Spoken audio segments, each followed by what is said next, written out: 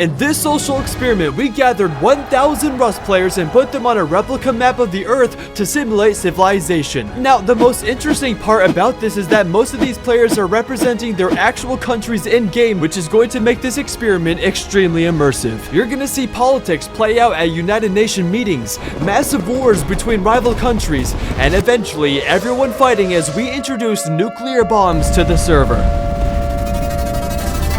Now, there's no rules or guidelines for these players. They can create their own countries, conquer territories, or if it comes down to it, starting world wars. So, with that being said, let me introduce you to the map and our characters for this video. Ladies and gentlemen, my name is FancyOrb, and I'm not just gonna give you a YouTube video. This is a movie. As you watch this video, I'm going to give you actual character developments, plot twists, and a storyline to follow, because what you're about to witness is unscripted cinema from a live event that these players created. This is Global Warfare 2.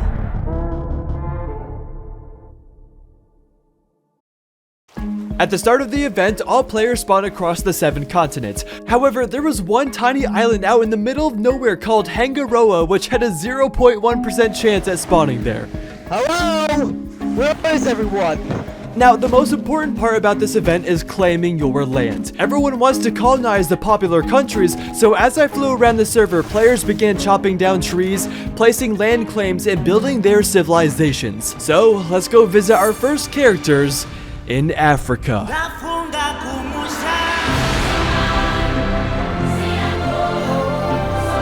Meet the king of Africa, Coconut B. What's the plan right now, Hondo? What are we doing? Farming up for base, buddy. Use me up. Give me a tool. I'll go farm. Every civilization needs a leader, and the people of Africa respected Coco. They were the first civilization to colonize Africa, which means they had this entire continent to explore, and this place was beautiful.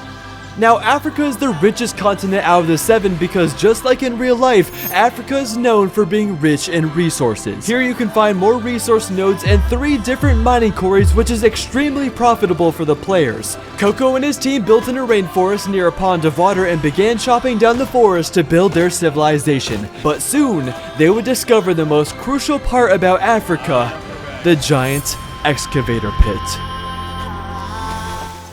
Now, the one downside of living on the richest continent is that the whole world knows that you've got loot. And ironically enough, it was the British who decided they wanted to colonize Africa. You see, England wasn't the best area to live in due to its lack of materials, so they decided to travel all the way to the east side of Africa and take control of the giant excavator. This was the biggest mine in Africa, right in the heart of this continent, and the British were pretty much saying, step aside, it's ours now. I witnessed them travel all the way to Africa with a navy fleet, and once they arrived, they stormed the beaches to start colonizing this land. And once they had their target in sight, they wasted no time in taking the giant excavator.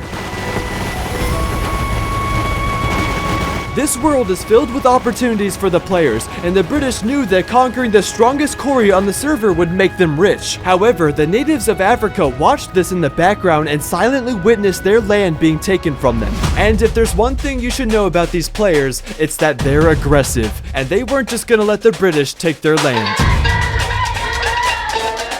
Africa believed in protecting this land from colonizers who were trying to exploit their mining quarries. So, the people of Africa followed Coconut B's lead in this fight. We're gonna fight for this. Let's take the hill. At the airdrop now. Top of the cliff. On the hill. On the hill. Good. Double down. Get in there. Get in there. Just rush up. Climb. Coming on bridge. Coming on bridge. He's a headshot. Go. Go. He's 2 to 100.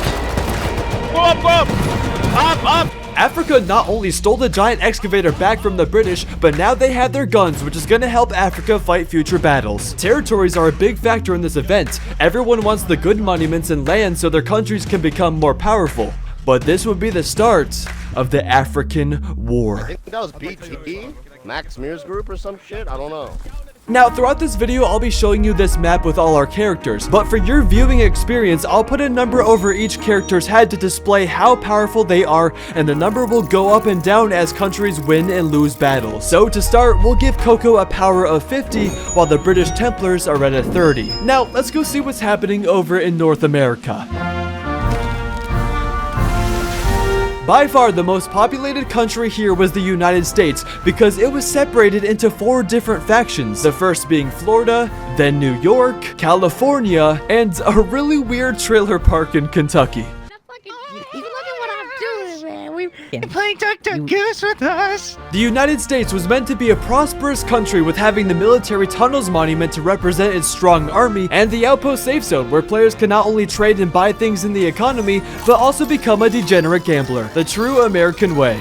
But to be honest, the United States was a nightmare to live in because the 4 states were separated. You couldn't go anywhere without being attacked. But there was one true menace who was causing the most damage to this country. He was the most wanted player in the United States, Grelp. Yeah, I just think there's some propaganda. Somebody's propagating some myths about this Grelp character. It didn't matter what state you were in, Grelp was a threat, throwing grenades. Go group them up. Group them up for an announcement. The casino is in Florida. Running people over with motorcycles. Oh my god. But listen, man, Grelp stands for a lot more than you think. I'm for peace. I'm for love. And it even got to the point where Grelp became a national security threat and was declared kill on sight by all states. What should we expect from Florida? I mean, we're gonna run Potentially- No, I mean, we're hoping to maybe wall in the entire area and set up sort of a safe zone. Get this guy out of here. Yo. Who's been trying to deep us this whole time? If one single person was causing so much chaos in America, it showed that the states needed to work together, and soon enough, Grelp was actually uniting all the states by doing this. Jack Shepard, the mayor of California, realized that the US needed to elect a president in order to bring the states together. Yo, what's going on, man? How are we doing? Hey. For California, the great state, entertainment capital of the world. We had, I think, Spoon Kid was going deep on our base, you know, Yeah, 6 saw or that. 7 times. So we need to have some authority around here. So we all got to get together, have a meeting, elect a president, and let people know about the USA. Here, I think we're gonna go and take over the sulfur quarry soon too.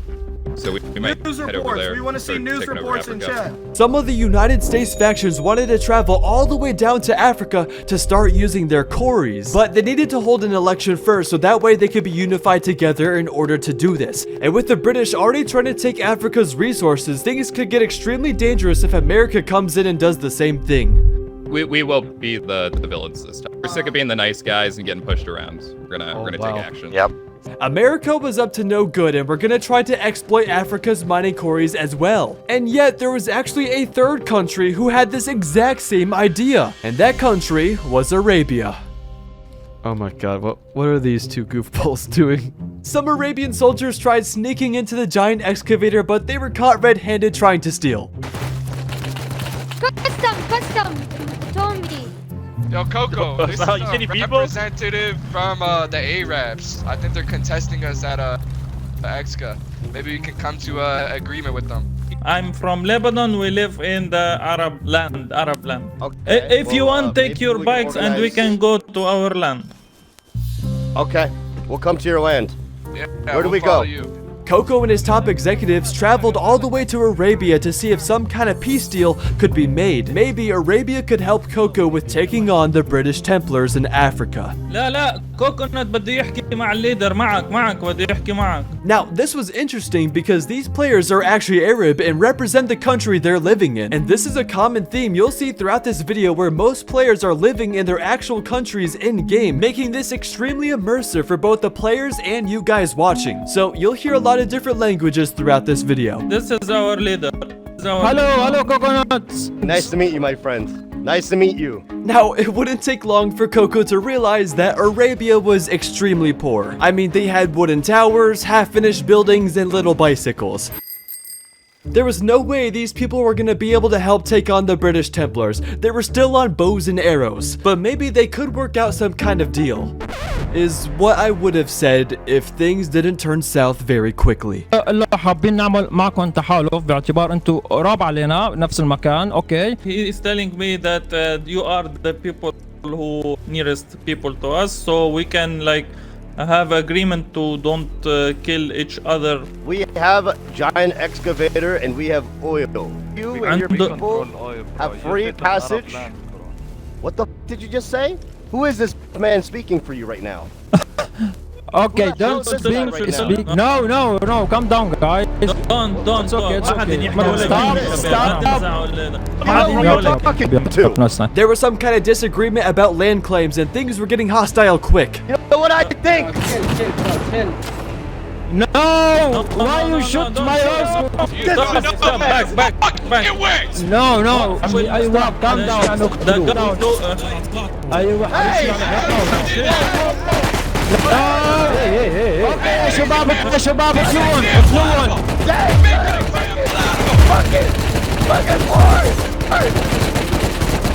Let's get out of here!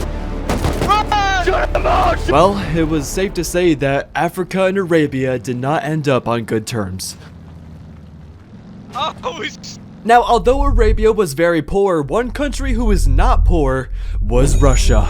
Although Russia had cold living conditions in their country, the monuments made up for it. It contains a missile launch site, which is the biggest and best monument in this game because it gives high-tier military loot. And when I spoke to the Russian team, I learned a lot about what they're planning.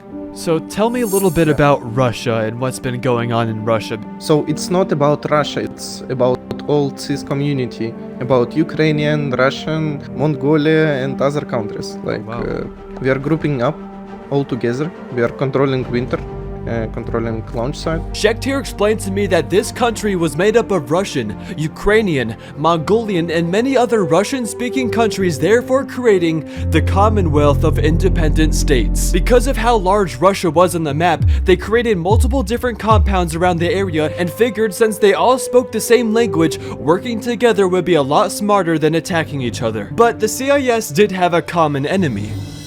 We have problems with Japanese because they were attacking us and saying some bad words about us, about this community. So we wanna take them revenge. The nearby Japanese civilization was giving Russia some problems, and that's because they also had an OP monument called the Mariana Trench. This is a deep ocean monument where a crashed ship is at the bottom where players can find a ton of guns. And since this was right off the coast of Japan, they were farming this monument which was supplying them guns to fight the Russians. Hello, Japan?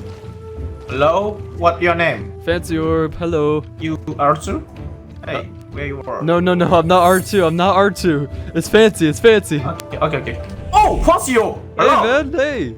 Hey! Hello. Japan was so skeptical of anyone visiting their country because they were at war with Russia. Hi, fancy. Hey, hello. So we're just getting raided, I think. We get raided maybe by R2 twice. They trying to raid our Toyota base. Now, I'm not sure who started this war, but apparently Japan attacked in CIS territory first. So to retaliate, the CIS raided Japan's Toyota shop and stole all their vehicles back to Russia. So sad. They come and this. So I heard you guys have been using the Mariana Trench to fight Russia, is that correct? Yeah. So fun. Go. If Russia could take the Mariana Trench away from Japan, it would tremendously slow down Japan's progression. So Russia intends to raid the Japanese later and take the Mariana Trench for themselves. But that wasn't the only target Russia had in this event. And maybe America will have some problems with us. But Russia was a very strong team on the server, but since they're so far away from the rest of the world, no one knew about this yet. It was only a matter of time until the rest of the world discovered this. Speaking of the rest of the world, as I traveled around the server, I got to see insanely creative buildings, like this airplane built in Ukraine, a massive motorcycle racing track where players held racing tournaments, and this incredible wooden boat created by Wellen. Is that fancy? Hey, is this a big pirate ship you're building? Yeah, we're man. building the flying pumpkin. This boat was massive and was built by one of the most iconic YouTubers Russ has ever seen. Surely no one would want to blow this up. Right? Wobbles, you could totally take me hostage, because I would love to see the inside of this base. Oh, we'll be seeing the inside of this boat real soon, if you know what I mean. Hey, oh. If you know what I mean. Oh, no.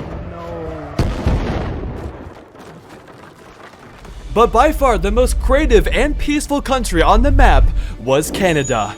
Canada was by far the friendliest country in the event and built a massive roleplay town where the residents lived. When the event started, they made land claims all over Canada so people could buy plots of land and join this town. Hey, Rexmore, you here, Rexmore? Hey, what's up, Fancy? Canada's actually a peaceful town, a very peaceful town. Everybody here's got building permits. You know, we run a tight ship. Everything's gonna be a vibe here. We've got schools going up, art galleries, shopping districts, got a gas station up on the corner by Outpost in case anyone needs. It's a welcoming place for those that are welcoming. For those that are not, well, we clean it up. The only threat they faced was their neighboring country, the United States, with how chaotic things were down there. But Canada believes in a strong North America. Has there been any issues in America? No, we're very closely tied with the Americans. You know, we've had our conversations and we've got each other's back. North America's got to stick together. That's how we look at it. Rightfully so, Canada was on good terms with the United States, which means there was only one other country in North America to complete this alliance, which was Mexico. So I spoke with the president of Mexico to see what their thoughts were. We have decided to ally with the U.S. If we're going to be living next to each other, we're going to have to live next to each other peacefully so we could move on to bigger and better plans. But then I asked Carnage about the rumor Jack Shepard told me earlier about North America wanting to conquer Africa. I heard Mexico, Jack Shepard's, all of America, you guys are going to be attacking Africa soon, potentially? Oh, yeah.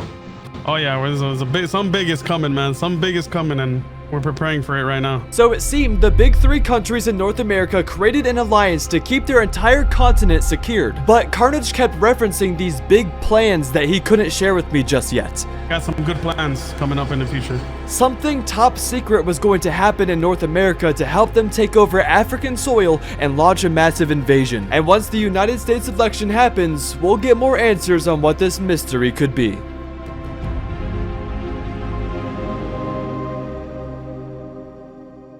And while the entire continent of North America was plotting on their invasion in Africa, the players here had no idea this was happening. All mining quarries were running under Coconut B's rule, and his power was slowly growing. But more importantly, the giant excavator was running right under the British Templars' nose. As they stared at Coco's men using this mine, the British Templars decided it was time to fight back.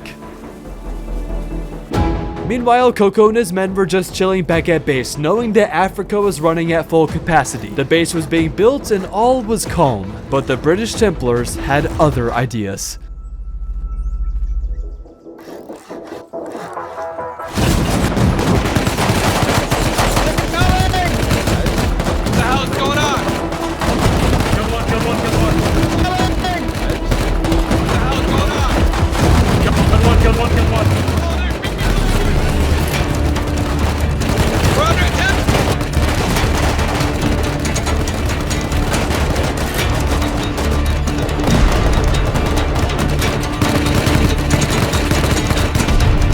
It was a complete ambush and the British Templars caught Coco's men off guard. But the biggest advantage was them living in that rainforest, because as Coco's men reported back to base, they used the trees as cover to kill the British from the outside. And after a ton of fighting, the British Templars would actually be defeated yet again. Now, at this point, Africa was becoming extremely powerful. Not only did they just win a ton of guns and armor from the British, but they still had control of all the quarries. And their next plan of operations was to go back to Arabia and capture their leaders hostage. Are we taking their leader hostage? Yes, we're taking. Do not kill their leader. We're gonna handcuff him, take him hostage. Burn all the wood buildings. Take no prisoners alive other than the leader. Now, this is where I realized that Africa may be corrupt. There was no need to attack Arabia. They were too poor. But Coco had this power trip and realized he didn't want just Africa. He wanted the world. Africa is here! Where's your leader?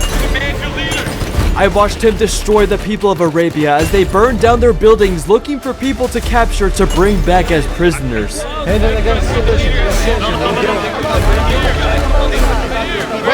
is your leader? It's the last chance. Your people are gonna burn and die. Okay, coming. Keep him alive! Picking his ass up. Oh, I want to live in my land. No, please. Push him in the bike. No. Get him in the bike. I want to live. Get him in. Back over in Russia, the CIS alliance was getting ready to launch an attack on Japan so they could take control of the Mariana Trench. Дорогие друзья, я узнал плохую вещь. что весь мир хочет объединиться для того, чтобы нас выселить с этого сервера. Поэтому я собрал вас всех здесь для того, чтобы мы накинулись и схавали их всех. Первые начали Япония, они кого-то зарейдили из вас, поэтому мы с вами идем рейдить их в ответ. Поэтому после этого рейда у нас будет готовность общая. Скорее всего, кто захочет, будет переезжать куда-то сюда, построим большую деревню для того, чтобы нам было проще дефаться. Едем. Куда ехать, вы скажите, ёпта. Ребзя, пошла. Now, this was a huge moment for the CIS community because they were fully united. Using the same Toyota cars they stole from Japan earlier, the CIS created a convoy unit with air support and travel to start their attack on Japan. Now, watching how they moved together as a unit showed me how organized this community was. I don't think Japan realized what kind of mess they got themselves into.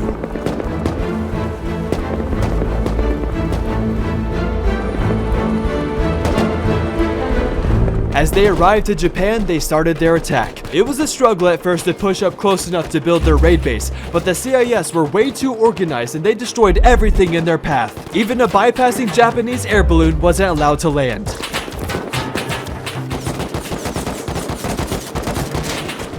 As the CIS built their raid base and placed beds to respawn, I soon realized a brilliant raiding strategy they were using. One soldier was specifically shooting incendiary rockets into the sky, and I was confused at first, until I realized he was perfectly timing the explosion right above their base so the fire would land, preventing Japan from using their roof.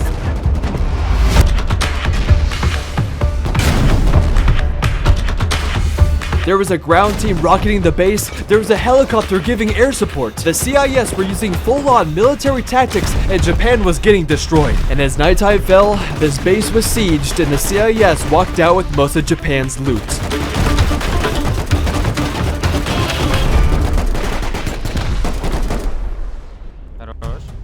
Now, most players in Rust would grief the base so the base owners can't rebuild, but the CIS didn't do this. They had class and allowed Japan to rebuild if they wanted. In a way, it was about sending a message to Japan telling them, if you want to fight again, we're ready for you. And with the Mariana Trench now being under CIS control, Japan was not going to forget this.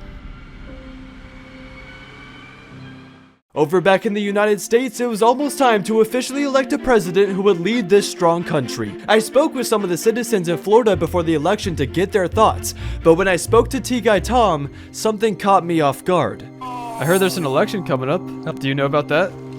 The which part? I heard there's an election coming up in the United States. Do you know about that? Oh, really? Tom here didn't even know about the election. I thought for sure all the US citizens would be informed, but Tom assured me it was just because they lived in Florida far away from the others. I think down in Florida, we're kind of, we're far from all that. I mean, this is kind of the backwoods of America, if you know what I mean. Oh, okay. So I didn't think about it too much, and when I teleported over to the election, there seemed to be a lot of US citizens getting ready to vote. Holy sh**. That's so cool, guys. It was an important day for the American people. Today, they decide which person will lead the country for the rest of the event. As players ran down the boardwalk, they were able to meet the presidential nominees. The US had a variety of different creators to vote for, the first being Vincent SMG, who had a socialism viewpoint where loot would be distributed to all Americans. What I would like to do for the American people, big farm runs, big roams, to do big raids. We get lots of loot from that and distribute it to everybody. Because if we get America more loaded, then we can do more raids and we can rule the world. The next candidate being OT Tanza, a fierce PvPer who is ready to lead the US to war. My first priority, like it has been on their event, is to make America the most prosperous state, keep it safe. If there is, for example, an objective happening, like a nuke or something, that is something America needs to obviously obtain, and that is my first priority. And the final candidate being Balding Bus, and he had a different approach to America. If you vote for me, I'm giving big booty Russ to everybody in America. I swear to God. I swear to God. The Americans had different options to vote for, so it is now time for the Q&A from the crowd. If you guys were to raid another nation, which one would you guys hit first? I would probably go for Africa. There's more resources for USA. What do you think? We need to be richer. The next question came from the president of Mexico, Carnage. But then I stopped for a second because why was he at the United States election? And then I realized it. Looking around, there were players from Mexico everywhere at this boardwalk. For some odd reason, they were taking part in the American election and were allowed to vote.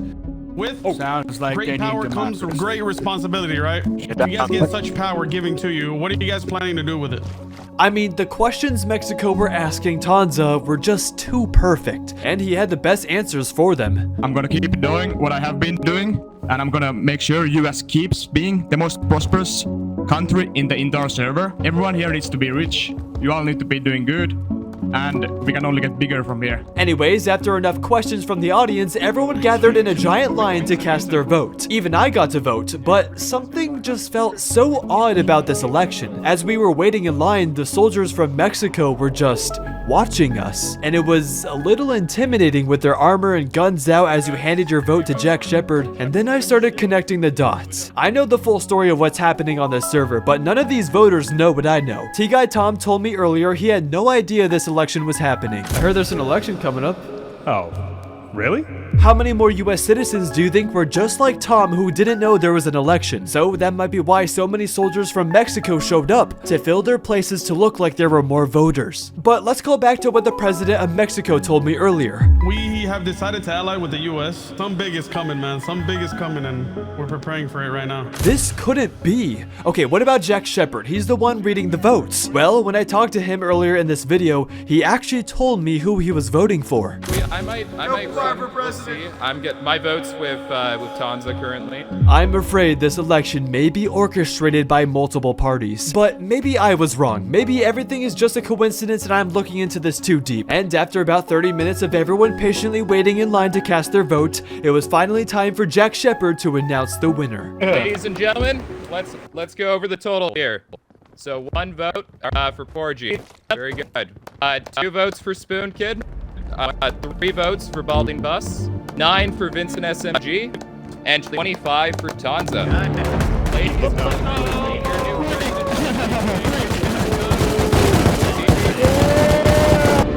Did they just rig that election? I guess we won't find out until it's confirmed, but these Americans may have just blindly voted for a false leader. Regardless if it was rigged or not, you're now looking at the man who will lead the United States. OT Tanza.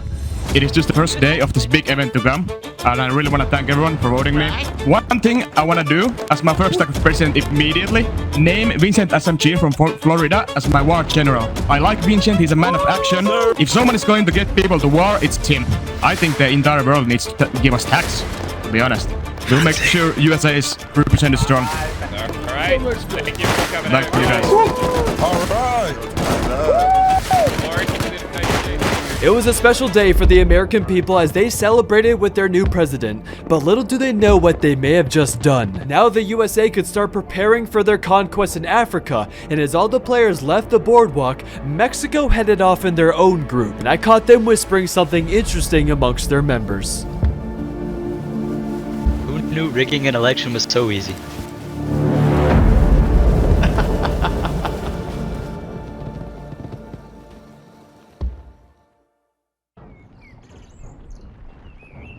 Back in Africa, Coconut Bee was deciding what they were gonna do with the British Templars, also known as BT. They're shooting at us with T2s from the roof. Like, I think they're hurt. We really, got our together.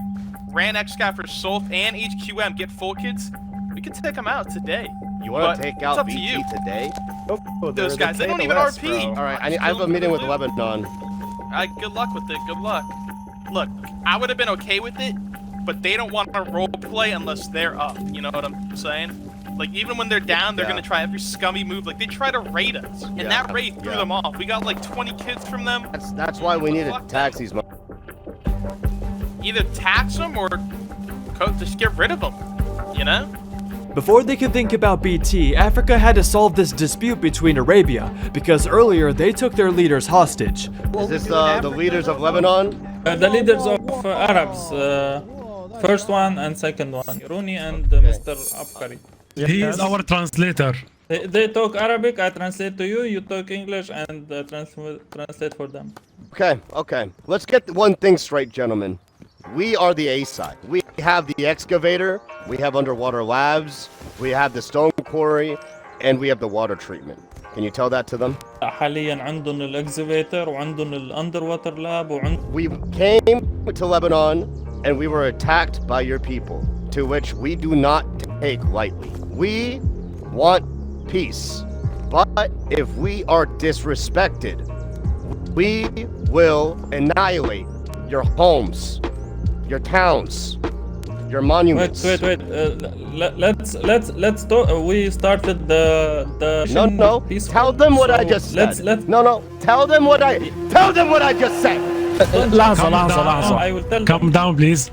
Calm down, please. We are talking diplomatic, so don't shout on us, and we don't shout on you. So be respectful because we are guests on your land. So no. I was guest at your land, and my people had bows and arrows and stone hatchets pointed at them, and we were attacked. Okay. So no, I will not be peaceful, and I will not be reasonable. Here is the facts, gentlemen. We can blow you up.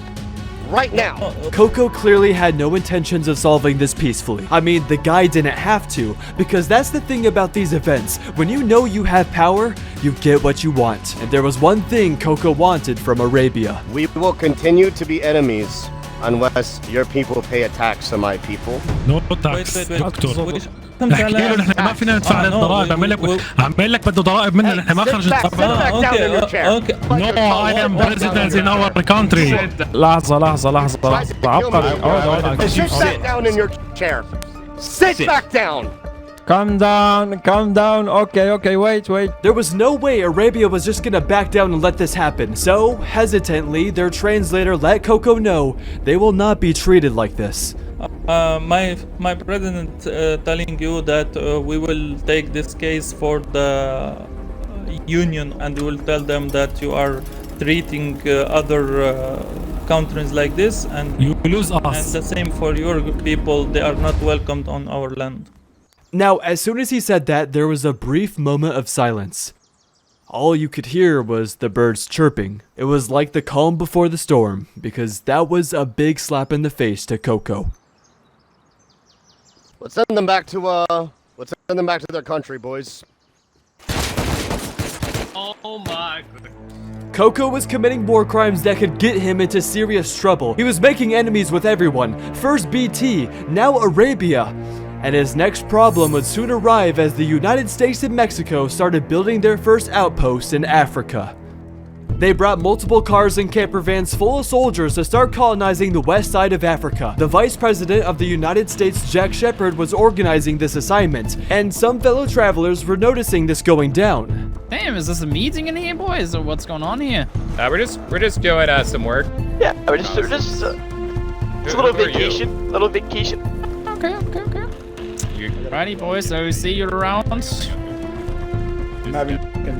Jack and his men were acting very suspicious. They knew they were caught in a place they weren't supposed to be at. It was a bold move for the US and Mexico to enter Africa and steal one of their quarries, but no one knew this was happening yet. And to be honest, a lot of things have been happening around the world that no one knows about. And there's one team on the server that dedicates their time to give updates around the world. Welcome to the news team.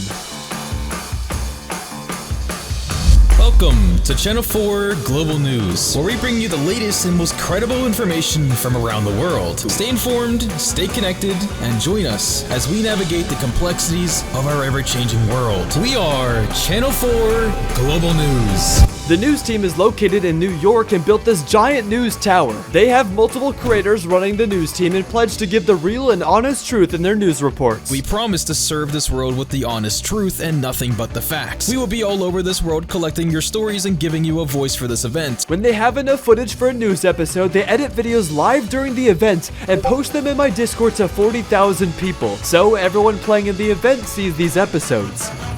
Kinda give me the rundown on what's been going on. What you're gonna hear is America's pretty unified. It seems pretty peaceful here. There is rumors of things happening between America and other regions. We're not too sure yet. It's kind of just rumors, so we don't want to speak on it yet. A lot of intel that's come about from Africa.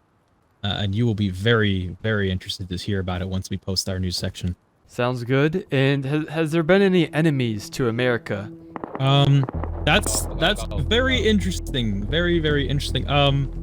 We can't really say for sure. It seems like there is rumors of some groups in America here wanting to expand their military elsewhere. We don't know for sure. Brawlo was very hesitant about answering my question. It was like he was afraid to speak up about what's happening in America, and that's because the news team is suspicious about the leaders running this country. Here's footage of them at the election earlier. Look, it may put us in the line of fire, but this is corrupt as hell, bro. Like, this just reeks of corruption, man. Like a military power, like controlling the votes. All the people here are Jack Shepherd's Villa or Mexico or Tons' group. This is a scoop for you, bro. This is a scoop, man. They had a feeling that election was rigged, and ever since then, they've been closely watching every action of President Tanza and Vice President Jack Shepherd. Fancy, please take this note. Mr. Fancy, just please take a look at this note here. Now, you haven't heard this from me. This is rumors that I've heard through sources. Okay. All right. Well, thank you. Yo, give me the note. Burlo, it's Tonza here. I need the note. I need it right now. No secrets from news team to me.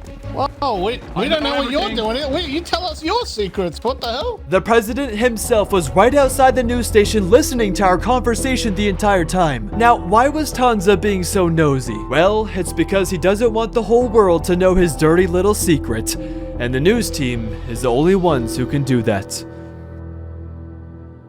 But that note that Brawlo gave me was true because Africa had just made contact with Mexico and the United States over the mining quarry.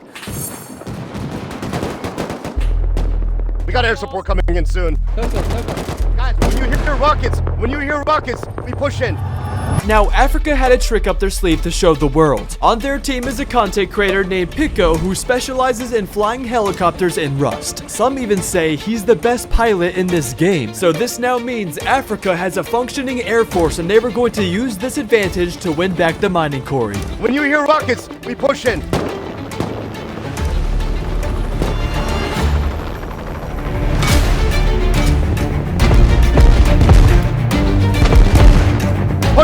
Push in, let's go! We got air support, boys, let's go! Move in! Watch the campers, boys! Roll up the campers, they air support! Back away from the car, back away, back away!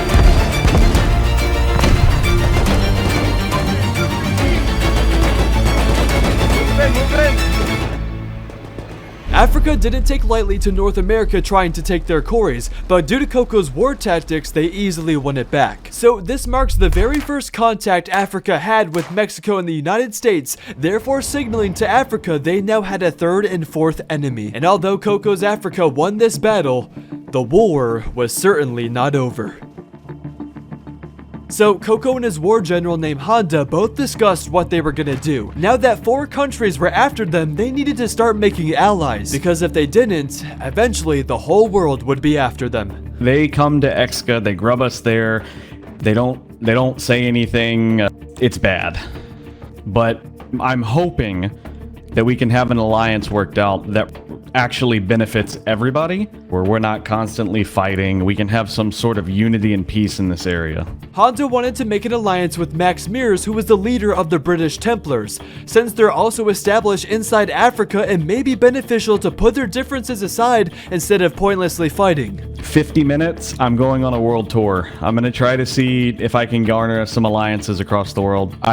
We definitely need more than just Max if we get him. I'm gonna try Australia, I'm gonna try Antarctica, and I might try, if possible, Brazil. Welcome to Brazil. Brazil's civilization was located deep in the Amazon forest, so the Brazilians wore camouflage armor to blend in with the trees in case anyone attacked them. Teaming up with Brazil is a no-brainer. They have tons of people in their civilization, and if you don't come to Brazil, they'll come to you. Right now we're just farming because, you know, this time we want to build big things covered by that deep forest. No one can see. Yeah. Okay. Fancy, how's it going, man? Hey, Judy, how you doing, man? I'm doing good, bro. I see a big structure here. This looks cool. What are you guys doing? And tell me more about Brazil and your plans. 1 second. I'm I know a lot of people want to talk with Brazil and interact with Brazil. We just throw away the idea of build like massive clan bases, and we're trying to build a real civilization right here. We want to interact with the entire world. Brazil was a welcoming country to the world. They planned to build a massive football stadium for all the countries to take a vacation and interact with the Brazilian community. They don't want to involve themselves with any wars, but sometimes you're forced to. Oh, that sounds awesome, man. Has there anyone been giving you issues around here? For real? We have some treat with UN at the starts again. Oh. I told UN what we want, but for real, Fancy, I don't trust UN again. We all know what happened last year. Yeah, we know. Another organization on the server is the United Nations. Their goal is to keep peace between all the countries and also hold United Nation meetings where all leaders would gather in their buildings to discuss politics, which you will see later in this video. But you see, in last year's global warfare event, keeping peace was the exact opposite of what they did. There was a massive rivalry between Brazil and the UN. When killing my people on South America every day, since they start. We just let everyone shoot us and do nothing. Remember, I hate the UN. So fast forward to this year, the UN is looking to resolve this conflict with Brazil and settle their differences. We want to apologize, first of all. It was never our intention to be fighting you. It has been our goal from the start of this to make peace with Brazil. We never intended to be at war with you in the first place last year. Okay, love to hear that.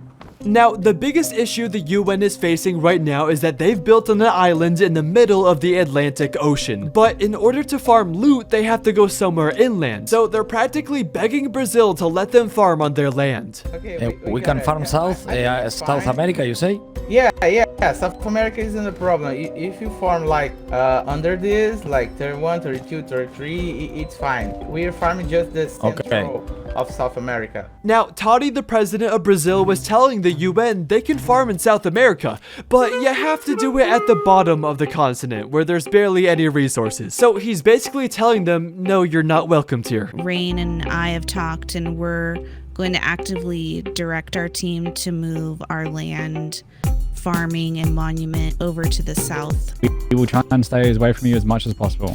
We were wondering if you would allow us to build the embassy here. Just a small 3x3. We can send you a picture. We need to discuss about this. We return later, okay? Okay. Yeah, okay, that makes sense. Brazil was not very interested in the UN farming in their territory. I mean, rightfully so, because last year when they did that, it put Brazil in a war they didn't want to be in. So the UN can't go to Brazil, they can't go to Africa because Coconut Bee's massive army is located there.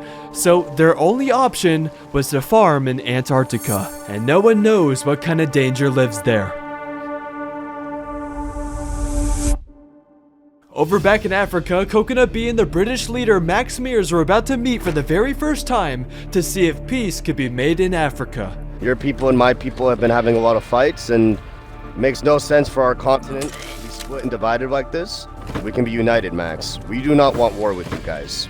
Coco, it pleases me to hear you say those words. I actually have thought exactly the same thing. I could see us being the greatest colony on this entire server.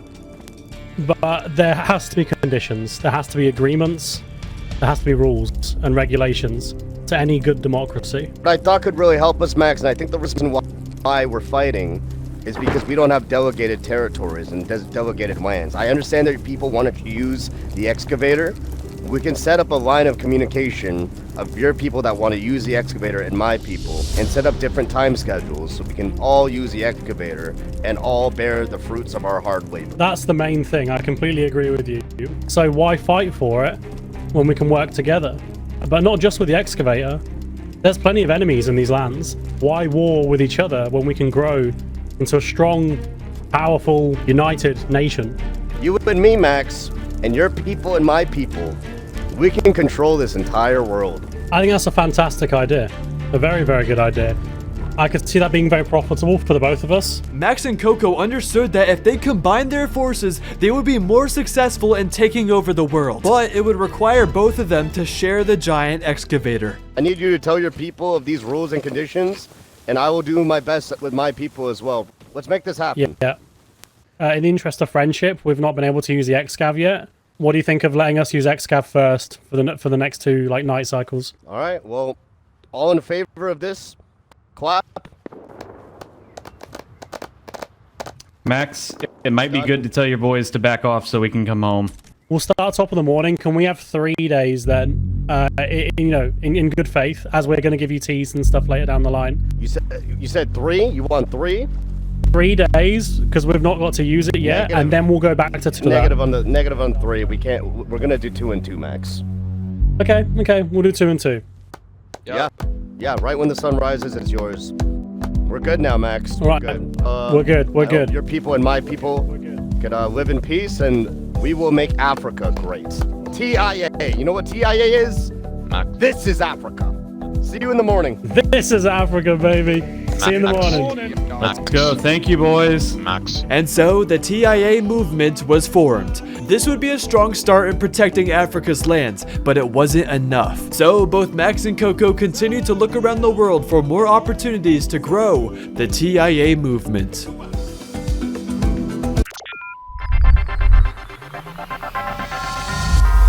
Welcome to Channel 4 Global News. Hello there, and I hope everyone is having a wonderful start to our first day in this world event. We have plenty of interesting news to share with you today. First up, it's looking like America is very unified at this current moment with their neighboring countries, Mexico and Canada, as great allies. Rex Moore, the Prime Minister of Canada, is focusing on education and political engagements with the rest of the world. We got a school going up over here soon, because Oh, what, this thing? Is that your school right there? We're looking for a unified, peaceful town. That's all our real goal is. As it seems, looks like Canada is going to be quite the vacation spot for anyone looking to take a load off. However, Spoon Kid reportedly has been terrorizing some of the states within America. Notably, Florida and California's leaders have shared their thoughts on the situation and can confirm he is on high watch.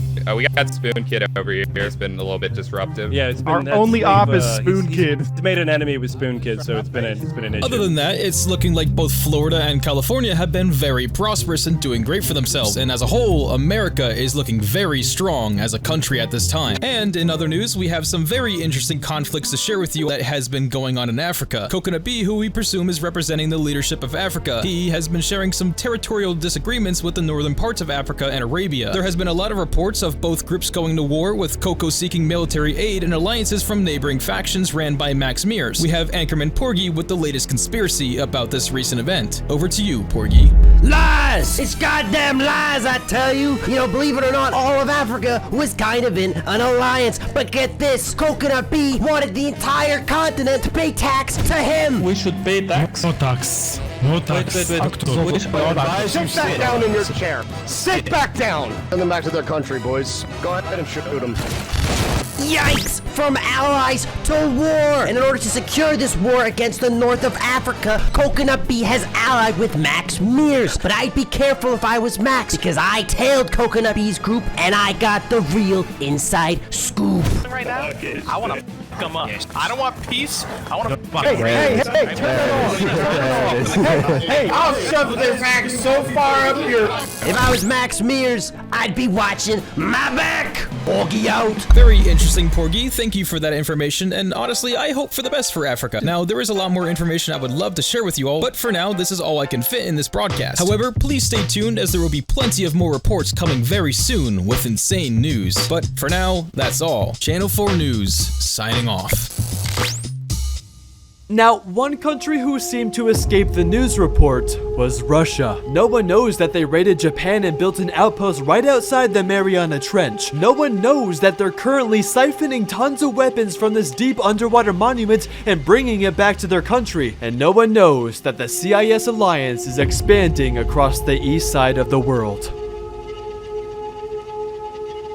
We saw their brilliant raiding strategies earlier, so I had to figure out what kind of plan they were executing. Hello guys.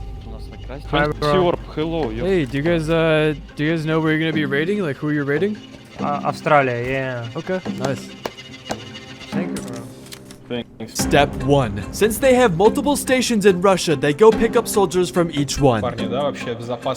Step 2. They fly to their designation. Since they have stations in Russia, Japan, and the Philippines, they had free airspace and didn't have to worry about being shot down. Step 3. Arrive in Australia. Other members of the CIS community had built an outpost in Australia, which means the CIS have complete expansion on the east side of the world. And their next objective, to take over Australia.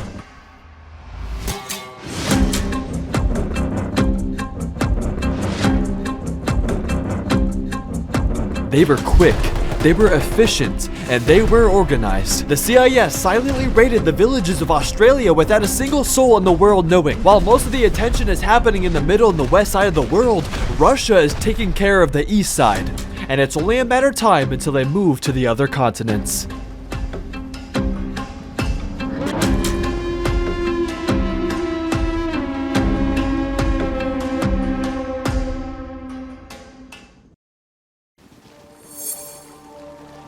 The UN had arrived to Antarctica in hopes to find loot. They're blocked off from farming in South America and Africa, so the only option for them is to go south. Now, there's countries around the world like Arabia, Japan, and Australia relying on the UN to help them. But since the UN is struggling to find places to loot, they're practically failing the world right now. So a lot of pressure is on them. The living conditions for Antarctica is brutal. It's extremely cold here, but if you can manage to survive it, the loot can be 3 times more than usual. But the UN was about to face their next problem. There was some other group living here. The UN were walking into unknown territory and pissing off another civilization in the process.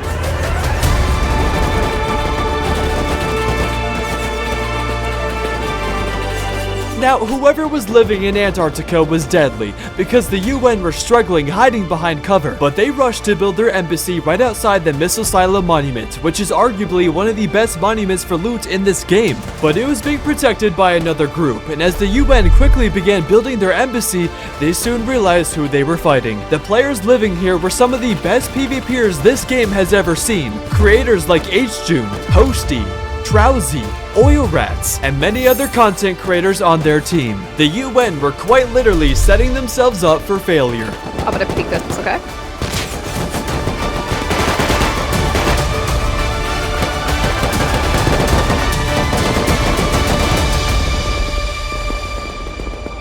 But the UN barely managed to get a base down in Antarctica. However, it would be nearly impossible for them to loot this monument because literally on the other side were these high-skilled PvPers. So the UN continued to face the same issue, and with such desperation of what to do, the right man came along to give them an offer. Because the UN, I mean, right now you guys are stuck. You have no monuments, you're surrounded by enemies, you're getting pushed out from every country. Let me come in and help you guys. One might say that you're trying to help the world be a better place. And in return, when I do some things, you look the other way. Coco needed the UN on his side. If you remember earlier in this video, Arabia told Coco they were going to snitch to the UN on how they were treated. We will take this case for the Union and we will tell them that you are treating other countries like this. So he proposed a trade. He would let the UN farm in Africa only if they let him commit his war crimes and take out Arabia. This is the thing, Coco. We got labeled the bad guys last year and we didn't really do anything to anybody. We're trying to make a different story this time. Chrissy, that's my final offer. The UN hesitated to accept this offer. They don't want to be known as a corrupt organization again this year, but they were so desperate in this situation, and if they can't loot, they can't help the world. It's such a hard choice for them, but what else can they do? I think, Chrissy, we will turn one blind eye, okay? Coco, listen. At this point, we don't have a choice. We have no other options, so... We accept the deal for a little blind eye, yes. It was a complete manipulation, and Coco was taking advantage of a helpless UN. But they had no choice but to accept this offer, and now Coco will be able to finish his conflict with Arabia and not be punished by the UN for doing so. I went back to check out the most thriving country on this server, Canada. Many of the players created businesses, tons of new homes for real estate. It was a full functioning society here at Canada. One thing that was a little controversial, however, was their education system. Canada had a school, and I listened in on some of their lessons. Your disapproval releases a cosmic shift within the void between birth and life. I could keep going if you want. Okay, if you ask me for a hamburger, my attention to reciprocate is cut brutally short as my body experiences a sudden lack of electrons.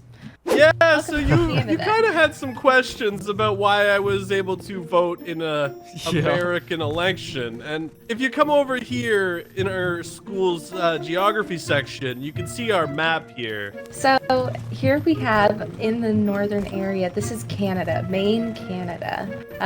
Then we have below that, we have South Canada.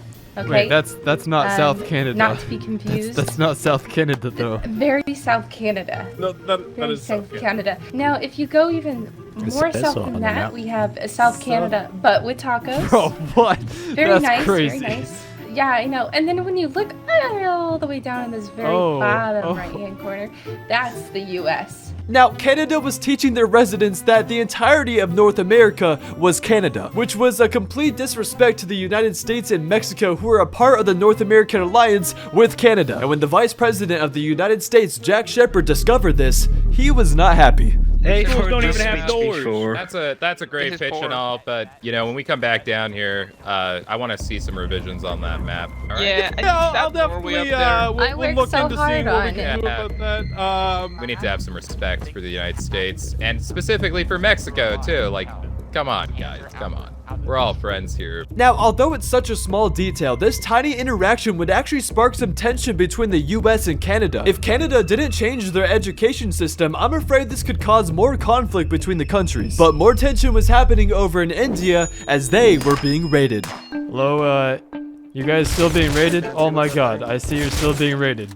Bro, how long have they been raiding you? I mean, I wouldn't call this getting raided. This is not really raiding, is it now? Now, India was actually being raided for the past 5 hours in this event by a clan called OT. In last year's Global Warfare, OT absolutely dominated because they're a clan full of PvPers. So this year, we actually had to limit them to 5 members per country so they wouldn't destroy everyone again. And well, they got upset by this and decided to bully India because of this rule. They're just sitting there camping, shooting. You've been doing this for hours. What is this? I don't want the sub story, man. These guys did it to us as well. Took it to a different level. Nah, dude, what do you mean I'm a liar? You guys sat outside our base for like 2 hours. What? You guys are also like 20. Okay, how many people are you online, man? What happened earlier? Why did you guys not want to talk earlier? Pick him up. Dude, if you handcuff me, I'm gonna get back on that roof with the AK and I'm gonna mow you all down. I promise you, take the handcuffs off right now. We weren't door camping. Be real, bro. That is simple as that. We were just running around. I have a clip of you sitting. Us from your roof. No!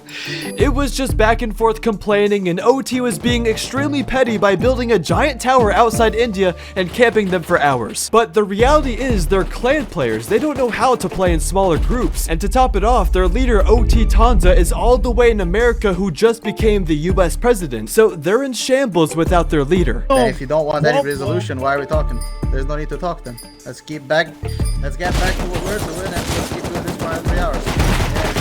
Oh my god, Jesus.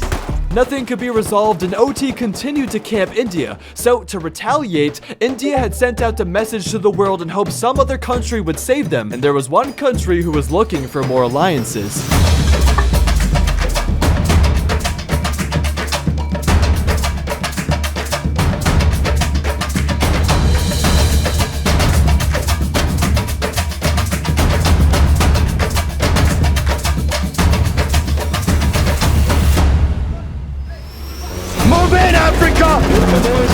Africa, move in!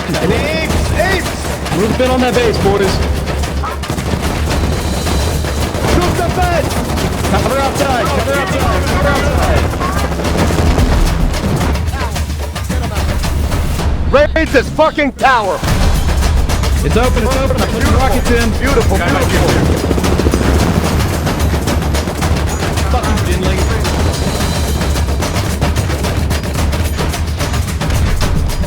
Go up, go up, go up, go up, go up. Up top, man, up. With brute force, Africa came in to save India and push back OT. IT, what's going on, guys? Hello. You guys were in trouble. Go. IT, we have your back, my friends. We have your back. You too, Doug, you too. All right, Africa, we are leaving. IT, congrats on the raid defense. Africa, we are leaving. We won.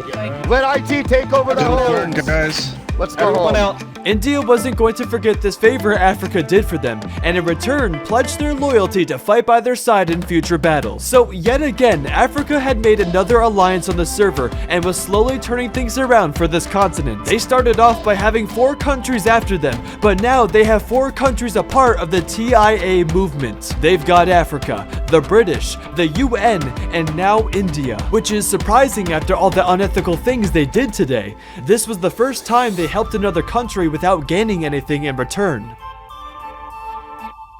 But the US President O.T. Tanza watched helplessly as Africa defeated his own clan all the way in India. There was nothing he could do because of the 5-player rule we set for OT, so Tanza's anger and hatred grew more and more for Africa. But little did Tanza know, on the opposite side of this country, the news station were plotting against him. They discovered the truth of the American election and were ready to expose the fraudulent leaders who were working with Mexico. But the news station faced a dilemma, because if they make this knowledge public, these corrupt leaders may raid and destroy the news station, kicking them out of the country. But they simply realized that the enemy of my enemy is my friend. Heza here has something he can inform you about. That he learned about the recent election over here in America. Listen, this political system, this Tanza president, it's corrupt. They took us all over there. They said this is going to be state leaders, and then we turn up and there's a whole team from Mexico, and there's a whole team from Jack Shepherd, and there's a whole team from Tanza. And you know what? There were 30 of them there, and there were maybe 10 other state leaders. And lo and behold, Tanza wins the election. And 25 for Tanza. 30 to 10 it was, 30 to 9 or something like that. This is a military regime that is corrupt to the core. We want to report the news as it's true, as it's true, right? We don't want to spin it, and we're afraid that if we do tell the news, the people who own this country are going to come pay us a visit and get rid of us. The reason why we're telling you this is because you guys seem like you guys are very united over there. If we do get hit after this next news post, can we count on Africa to come to our aid and support our agenda as the news team? Us at Africa believe in free speech and the right to be able to express yourself without fearing for your life. Us at Africa, our continent, our beautiful, beautiful continent filled with thousands of citizens and military and air force, will gladly assist the news team in exposing America and allowing free speech. You have Africa's support, and America has been throwing shade our way since the start. Our plan is to invade America tomorrow and kill Tanza and execute him on live television and appoint a new American leader. The news station were the heroes that America needed. They were ready to sacrifice themselves in order for free speech to prosper. And since they knew America was planning to invade Africa, the news team allied with them to help expose this corruption. And with all the many new alliances Africa made on day one, this may turn into a massive world war. Africa didn't forget the USA and Mexico tried raiding and taking their quarries, so this was a perfect opportunity to fight back. Now, so much has happened on day one, but to give a quick recap of our stories, Canada, Mexico, and the United States formed their North American alliance, but the US is starting to get annoyed with Canada after disrespecting their country. The United States election was rigged thanks to Mexico helping with voter fraud, but the news station were the only ones who caught on to this, and now it's their job to expose America. The United Nations is struggling to find a continent to farm on, so they had to make a corrupt deal with Africa. Now the UN has access to loot, but in exchange won't punish Africa for their war crimes. Brazil is a peaceful country not looking to get involved with any conflicts. They plan to build a massive football stadium and bring the countries together. But will this change as tensions grow around the server? Will Brazil stick to being peaceful, or will someone piss them off and trigger a war? Many countries like Arabia, England, Mexico, and America fought with Africa on day one, but when Africa realized they were gaining too many enemies, they started focusing on alliances. They settled their beef with Max Mears, made a deal with the UN, saved India from OT, and now working with the news station in bringing down the North American alliance because they rigged the American election. And while all this was happening, Russia and the CIS alliance was slowly and silently raiding the east side of the world. They took out Japan, they took out Australia, and soon it was time for them to move on to the other continents. With so much happening around the world, it was only a matter of time before massive wars break out as the politics continue to build. So, let's find out what happens on day 2.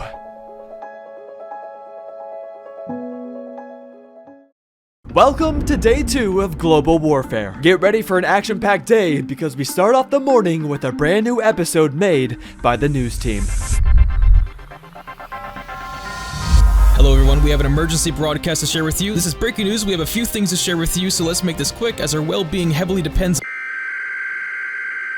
People of the world, we are afraid that we are here today to report breaking news. News that will shatter the very foundation of one great nation. In the middle of the evening, on the west coast of America, an election occurred. An election that was staged, rigged, corrupt, and a disgrace to the great nation of the USA. The news team were advised by Tanza that all state leaders would gather on the west coast for a state leader meeting. During this meeting, the military alliance of Mexico, Tanza's group, and Shepherd's Villa sprung an election upon us. This election was to take place immediately, with only the people in attendance to vote. The people in attendance were the combined forces of the USA military alliance, numbering around 30 people already led by Tanza, and the 5 to 10 other state leaders alone that had been called. The result of the election was by no surprise, a vote of 29-9 in favor of Tanza.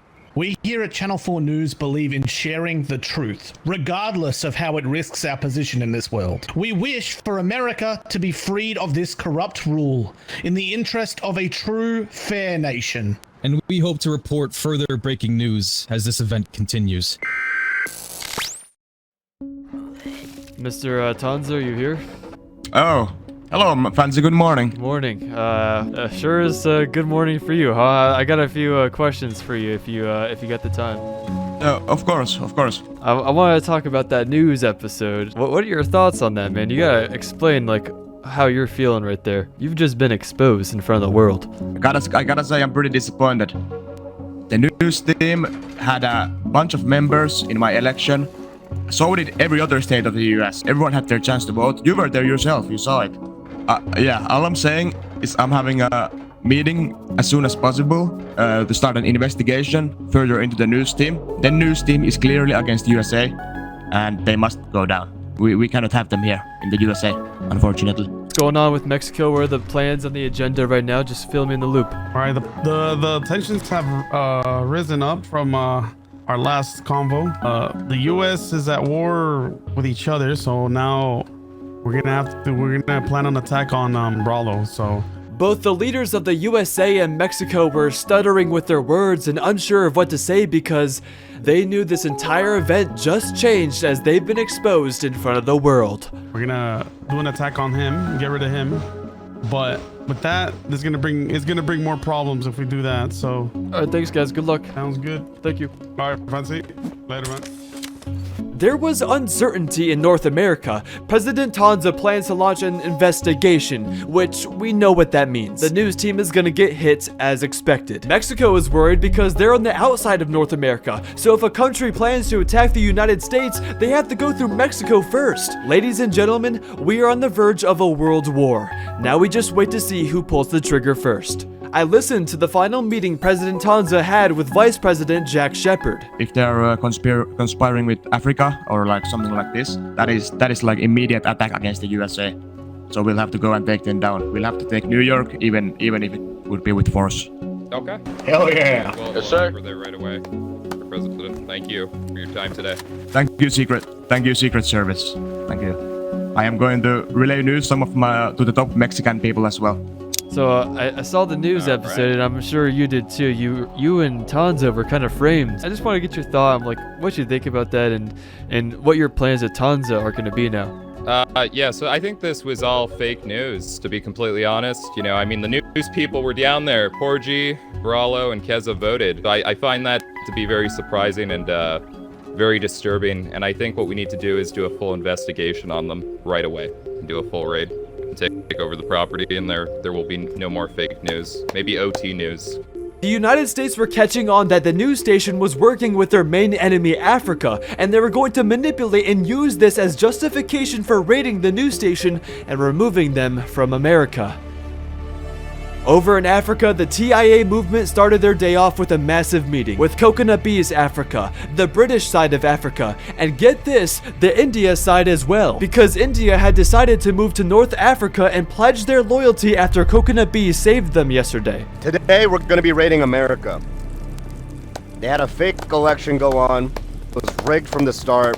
I heard that OT President Tanza is a self-proclaimed president, and he plans to do some very, very bad things. Max Mears knows about this, and the other allies know about this as well. The goal is to invade America and raid the capital, execute the presidents and the leaders on live television, and we will appoint our new own president. I need everybody farming sulfur. I need everyone getting cloth, metal, getting all that stuff done. Listen to John J. Honda. Let's make today a wonderful day, Africa. TIA!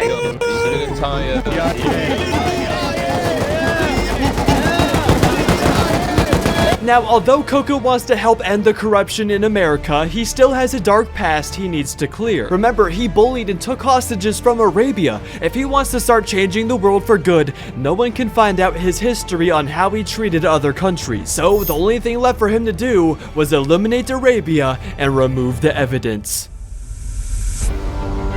They took a squad of soldiers and landed their helicopters outside the walls of Arabia. Their technology was way more advanced than Arabia. It was like comparing the Stone Age to the modern era. No one from Africa wanted to raid Arabia, but they understood it had to be done if they were to move on to bigger and better things. It's unfortunate these countries couldn't get along at the start of the event. Hello, coconuts! Nice to meet you, my friend. But as all the other countries were advancing around the world, only the strongest will survive. Rocketers, take the wall. Take the walls and take the gate.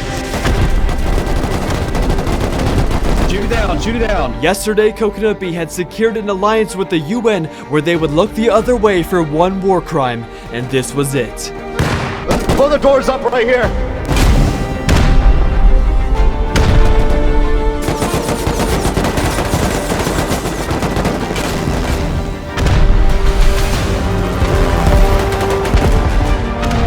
Coco's military was so advanced this was at least a quick and painless kill. They stormed Arabia's walls and destroyed everything in their path.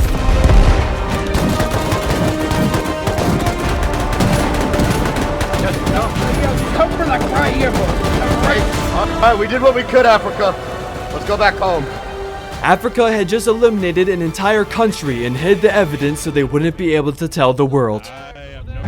At least, that's what they thought. Over back in America, it was finally time. The US President O.T. Tanza, Vice President Jack Shepard, and the leader of Mexico, Carnage, gathered all their militaries to destroy the news station. No other state leaders were informed about this, and everyone was ordered to stay inside their bases, including Canada, who's a part of the North American Alliance. They were not invited. Ladies and gentlemen, today is an important day of history. The fake news media will be taken down with speed and precision.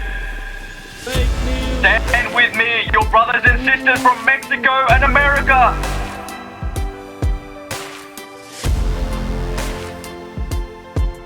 The news station understood that this would be their final episode and their last chance to send a message to the world to go against the corruption in America. So, as the United States military and Mexico was heading over to the news station, Rallo sat down in his chair one final time, and they turned on the cameras to send a last-minute hope out to the world. Welcome to Channel 4 Global News. We have some very interesting news to share with you. However, at this time, we are being forced to release some very crucial information regarding a previous election. The leaders of our country is planning to hold an investigation to shut us down and take away our freedom of speech. And I'm sorry I have to say this, but people of this world, I'm afraid that once you've seen this, the news will be forcefully removed from America. They are trying to silence us here on the news station, but I hope you know, we will not back down. Yeah, I'm not too concerned with that. That's oh god. I fear for South Canada. Moving, go. So, to all the Americans, as your final message from the news station, do not stop fighting. This country is being ran by corrupt leaders, and only you can stop them. The world will not be destroyed by those who do evil, but by those who watch them without doing anything. Channel 4 News, signing off.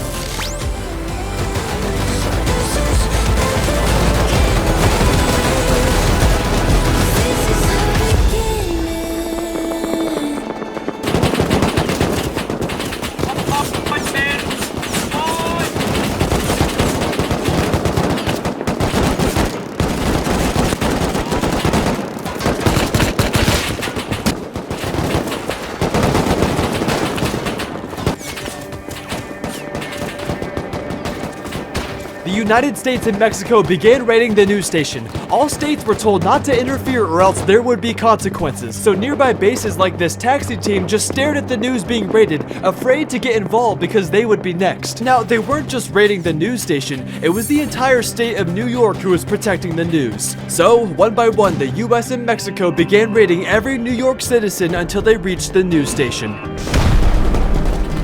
Okay, push. We'll use their base as cover.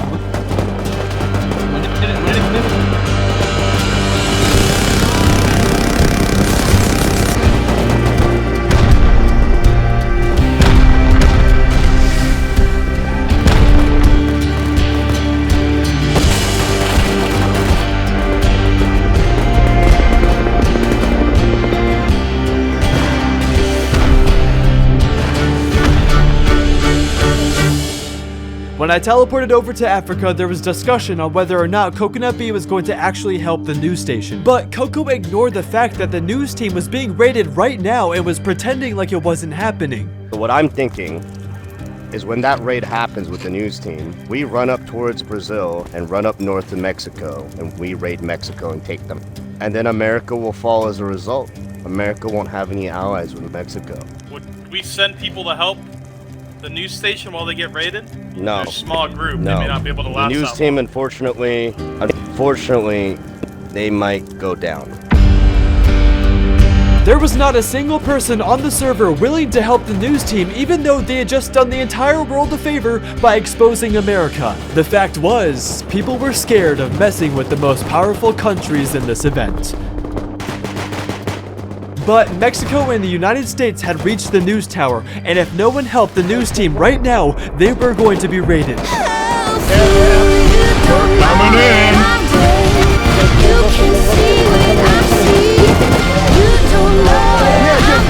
From the United States of Live!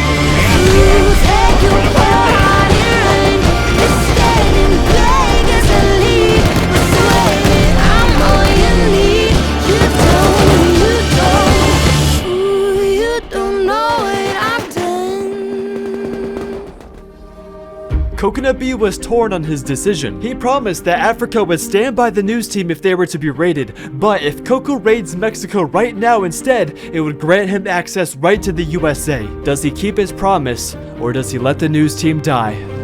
Nah, f it. I'm making the executive call. We're not raiding Mexico anymore. We're gonna help Florida. We're gonna help the news team. We help the news team. We get them on our side. Should we go into helis? Now or what? Or wait for you guys? Yeah, go out and scout. Go now. Only has 9 fuel. Let me know what you see over there. Go. Mexico and OT and America are raiding the news team because of free speech. Boys, You need some drown? let's go. Let's go. We're helping.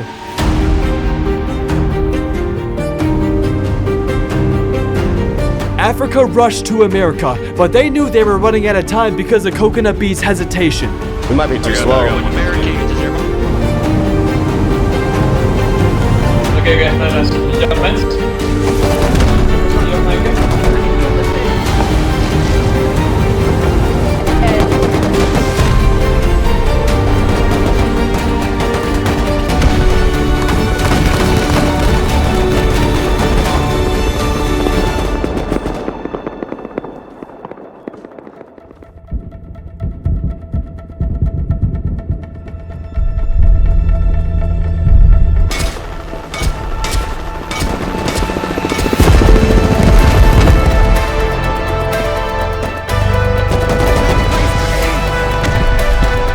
Move in, Africa!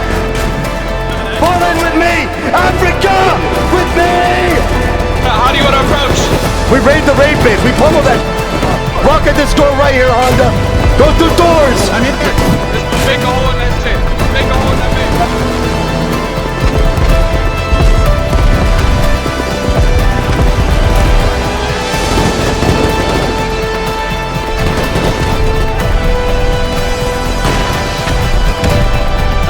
Rockets! That's not bad. What's that road,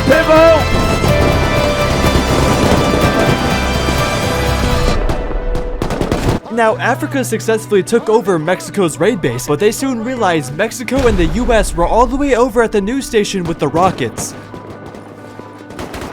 Nice, boys.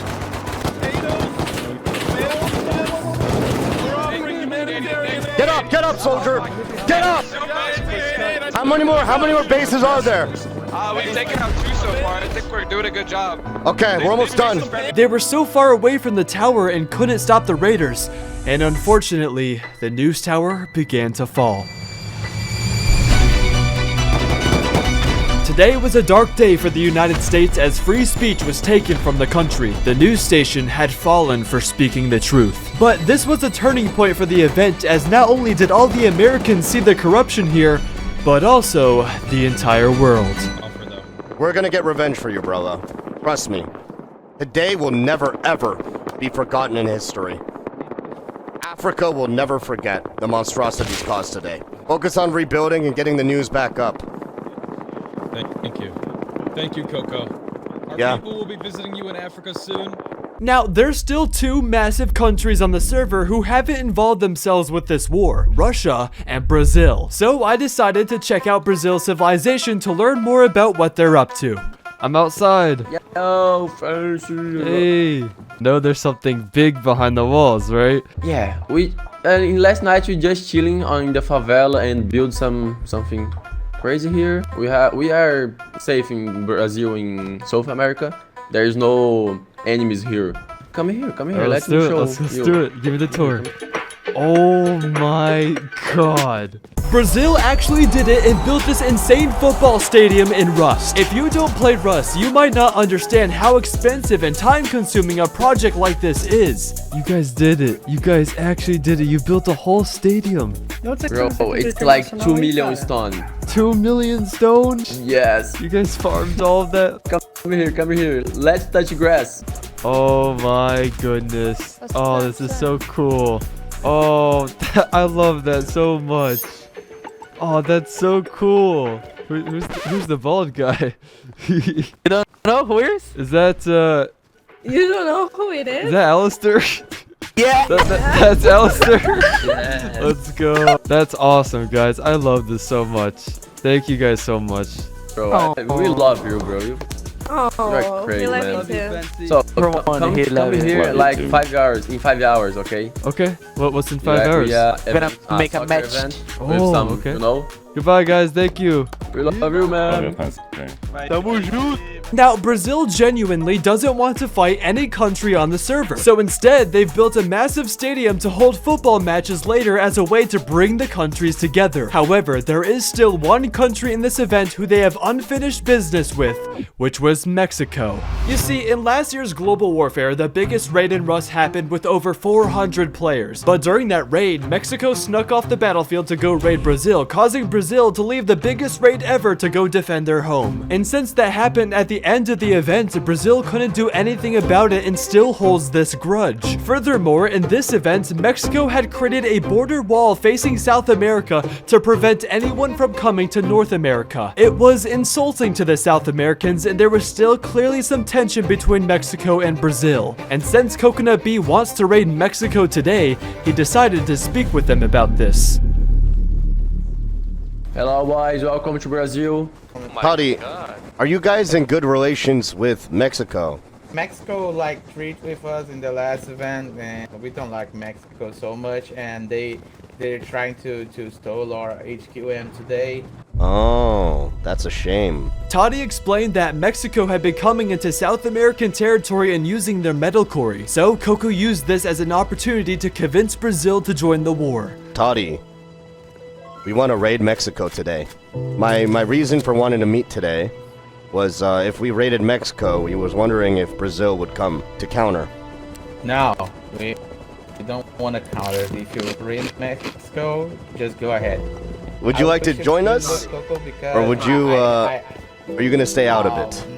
In Portuguese, I'm kind of moleque neutro. I'm in the middle of the conflict, but I'm not choosing a side because I'm investigating what is happening around the world because I don't want to choose. I don't want to choose the wrong side of the history, you know? Brazil was very careful in deciding who they were going to support if they were to join the war. Yes, they hate Mexico and know the terrible things they're doing with the United States, but they know Coco is just as bad. I mean, they saw Coco yelling and executing people on the news episode yesterday. His bad past was haunting him and causing him to lose potential alliances. We're listening, everyone, but about your things with Mexico, just go ahead. I hate Mexico. I definitely think there's a future talk where Africa and Brazil can work together. I understand you want to be neutral, and I respect that.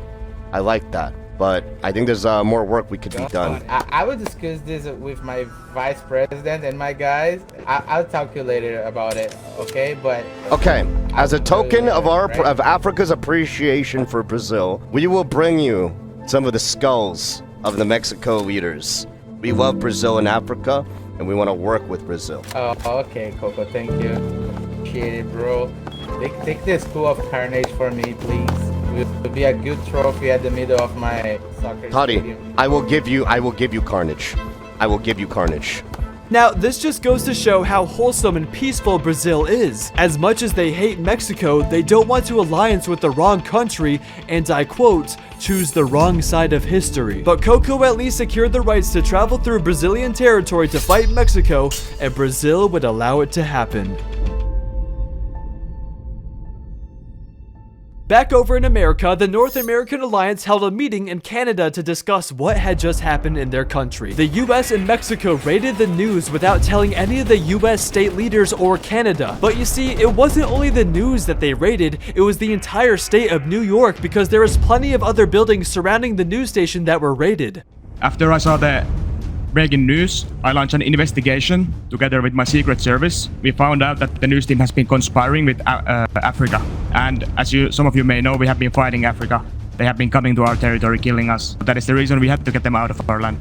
Is everybody happy with that explanation and stuff, or is there concerns? Yeah. Or do we all kind of agree that the news is fake news? You could tell there was some uneasiness at this table. The state leaders feared if they did something wrong, they could end up just like New York. So then what's the grand picture after that? After the news? I think we need to strengthen our alliances with Brazil. You know, they have a big force.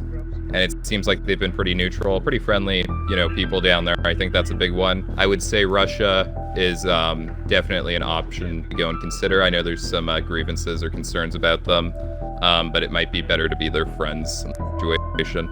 Jack Shepard wanted to ally with Russia. No one at the table was too excited about that because no one knows how to communicate with the Russians, and quite honestly, players feared them. So they were more willing to try out Brazil as the ally. I could try to strengthen the US bond with Brazil right now and go play soccer with them. That might be a big one, Trot. Yeah. Not a bad plan. The North American Alliance had the exact same idea that Africa had, which was getting Brazil on their side. Brazil has insane numbers and could be a huge asset in winning this war, but Brazil doesn't want to involve themselves at all. Brazil is literally in the middle with both sides wanting them. Only time will tell how things will unfold. Gentlemen, let's give a round of applause for the news team for surviving the onslaught from America. Let's welcome into our lands. Welcome to Africa, news team. You are now under our safe asylum. Thank you. We will protect you and we will look after you like you are our own. Any help you need with news team, Africa will assist you. I'd also like to welcome our brothers from IT for joining the cause as well. Round of applause for IT, gentlemen. I'd like to thank everyone for coming to this meeting.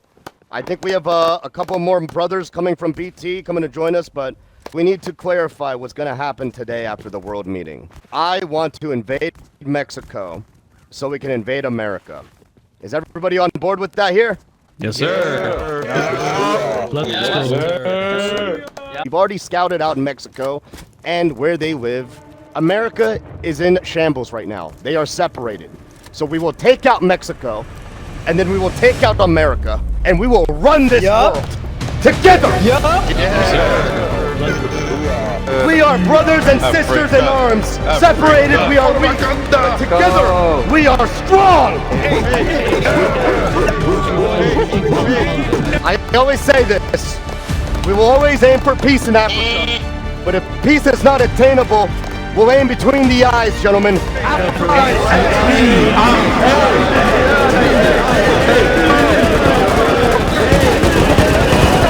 There was now two clear sides fighting each other in this world. On one side you had the corruption of North America, which was made up of the United States, Mexico, and Canada. Or you could fight against the corruption and join Africa, India, and the British. Now we're going to see what countries around the world decide which side to join and how the story will evolve as more politics and raids take place. But little did everyone know, I was going to broadcast a video to the entire server that would change how everything could play out. The following video was sent out to all the players.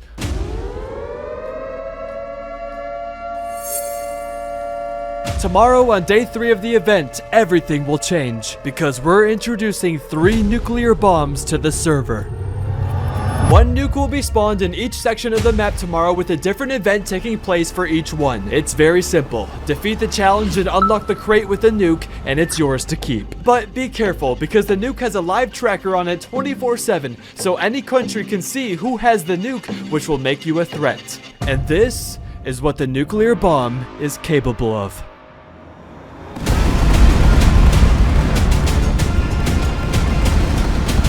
The nuclear bomb has a massive radius, bigger than any monument in this game. Multiple bases can be nuked at once, making you the most powerful country in this event. 3 countries will be receiving a nuke tomorrow. Good luck.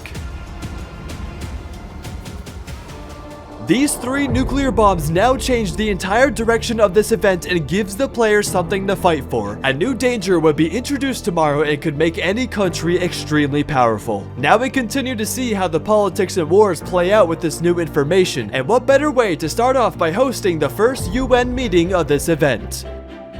For the first time in the event, all leaders from every country gathered in this building to peacefully meet together and discuss politics around the world. So much fighting and raiding is happening around the world, so this is the one place leaders would face each other where there would be no violence. Only the top 1% of players were invited. You're looking at the most elite and richest players with the most power on the server. So many different countries joined this meeting that it would be impossible for me to cover every single one in this video.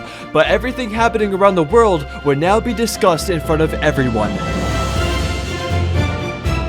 Leaders of the world, welcome to the UN Islands and our brand new assembly hall. These daily meetings are for all of you to openly discuss important topics, whether they be words of love or words of frustration. This is the platform we've created to give everyone a voice. Russia wanted to speak first in this UN meeting, and what they were about to say was going to really get this meeting started. Okay guys, listen to me guys, listen to me right now. We are at this territory guys. I advise you all to be friends with us or your resources will become ours. Thank you for your attention guys. Who said that? was that guy? Who said that right there?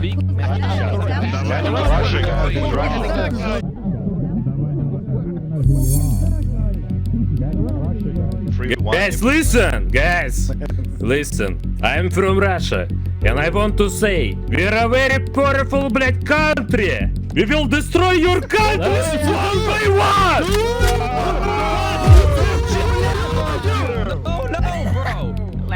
That was one of the last things you should say during a meeting in front of every world leader. It's uncertain why Russia would say this, but they were most likely prepared for the consequences. I'd like to talk about something, and I'm quite surprised that nobody hasn't really spoken about it yet. Today, there was a war waged on the American news team. They were attacked for simply stating the facts, and they wanted to broadcast to the world that the American election was rigged, and a fake leader was assigned to the position that is known as Tanza. Is Tanza in the room with us here today? Hello. Mr. Coco. Who elected you as president? The U.S. States. I did. Woo! No. Tons are elected. Thank you guys. Thank you guys. Statesmen. And then you attacked the news team for exposing this truth, and you tried to kill them. And you tried to kill them. Shut up! You are barbar like Savage. I will attack you. Just to wait with me. Sit down in your chair. Sit down in your chair. No, you can't do anything. You can't do anything here. I will kill you. Just wait with me. This is not your stage. Coco's bad past was catching up to him, and he was about to be exposed in front of the world that he raided Arabia. Coco, why did you raid Palestine? For what reason? You're deflecting, but I'll answer to that. We came on the home soil to make peace, and they pointed a bow at my head, and a stone hatchet was thrown. Oh my gosh. Okay, so that's you're being a bit of a hypocrite, no? How is that hypocritical? To ask for peace and invite me to your country to try to kill me? People are doing fake news against us. So if they were doing fake news on you, why did you feel the need to kill? Why did you feel the need to silence them and try to obliterate their station? I'm gonna answer that question for you, Tanza. It's because you are not American. You are a spy. You do not. He's right. He's right. You are not a leader. You're a disgusting tyrant. And Africa anyone is welcome to come and try against us. Come try against the USA. Part of the US, I have something to say. Hey, I run Florida. None of my Floridians were present during the voting election. I don't understand this. You were both there. You, Vincent. Yes, you were. Our people will not. Only 2 Floridians were there for the voting. I don't know. Bro, you were at the only leaders. boardwalk. You were there. Which gave no info about raiding news team. Did not go with any of the state leaders. The news team said it corrected. I'm one of the state leaders. Everything they said was correct. Coop, you haven't been seen once. You haven't been seen once anywhere. What do you mean? Why do you think you would have an affair? You haven't seen once. I haven't seen you once. What do you mean? I've been around this whole time. Another American citizen. He has not. I haven't seen you once. Where? In our leader meetings. You guys can try to do anything you want about it. What are you guys gonna do about it? What are you guys gonna do about it, huh? There will be no new election. I am running the United States. Tanza was clearly acting like a horrible president in front of the world. He didn't even remember one of the state leaders who were at his meetings earlier. It was a lot to unpack, and so the UN had to step in. Alright, let's get everybody to take a seat again, please. You are PP. Everyone, let's take a seat. Could I ask everyone one thing? Like, are we just gonna ignore that Russia came in and they said they're gonna kill all of us? Should we just all team up and get them off real quick? You see, Russia is a lot smarter than you think. They made that threat at the beginning to see who would be the first person to target them, and they left one Russian diplomat in that building to find that answer, and they just witnessed Coco try to unite the world against them. All I'm saying is Russia came to the center and said if we don't pay resources or tax, they'll kill all of us in here. That's good. You live right next to him, so you can deal with it, Coco. The UN stands with that. Russia are currently the biggest aggressor. So I think before we end the meeting, there's one major topic that we are not covering, and that is the news that we just received of 3 nuclear missiles being released tomorrow. What's the strategy for how to handle the nuclear situation? The UN plan to use the nukes to take out the biggest aggressors. The people that go against the peace, we have to fight for peace. So I think we all agree that Russia is the #1 aggressor. Russia is the #1 aggressor. We do not agree. I think if the UN acquired the nukes, we would have to hold an emergency meeting. There was a lot of disagreement on who should be nuked tomorrow, but there's still plenty of time for many things to play out. I think in summary of this meeting, we have red flags being shown in Russia and the USA alliance. We need to see how things play out the rest of the day, but as far as the meeting goes, our allotted time is up. We will end this meeting and re-adjourn tomorrow. USA is growing, Albania! USA is growing, all is back!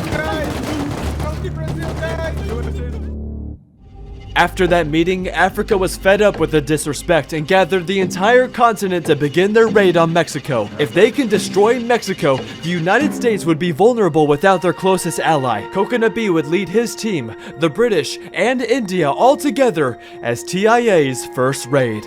And as a reminder, everything you see on your screen is live authentic gameplay from the event. Africa! Are you ready to fight with me? Africa!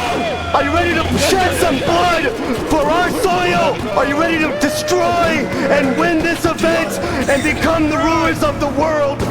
Fight! fight for me as I have stood for you, and fight for me as I will fight for you.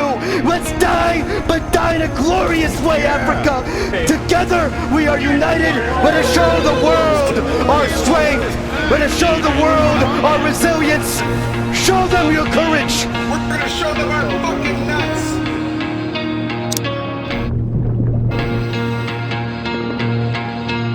Yo, stop! Stop! Go, go, go, go, go! Exit, exit, exit, exit, exit!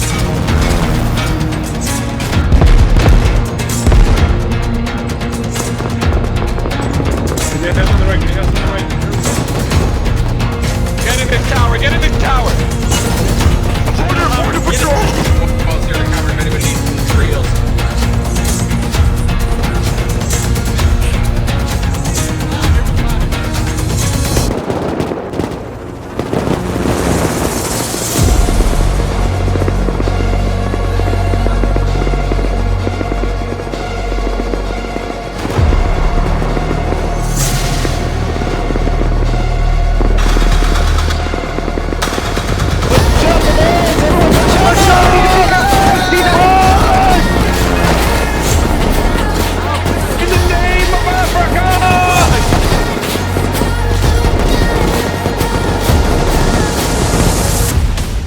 Now, if you don't play Rust or understand how big raids like this work, allow me to explain the 4 stages of a giant Rust raid. The first stage, getting the raid base down. That's right, the raiders build a base outside the raid so they can store their ammunition, meds, and backup kits, because most likely you're gonna die a lot during this stage. It's very hectic because not only are you trying to PvP and build bases, but also placing respawn beds for 50 plus other raiders. Get 'em, boys! Wait, we need space for beds. And the most annoying part, there's always that one teammate who places their bed incorrectly, which takes up space. Don't be that guy. Stage 2, PvP. It's very simple. Once the raid bases are down, you fight. Come down, come down, come down, come down. You my boy! You dead!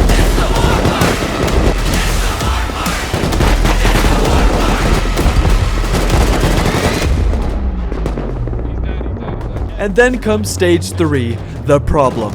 Because there's always some kind of problem during a raid. The problem for this one, there was a tower from Mexico all the way across the battlefield that was perfectly angled towards the raiders. This tower was slowing things down, draining the meds and ammunition of the raiders. Its only purpose was to act as a distraction, and Coconut Bee knew they had to eliminate this problem.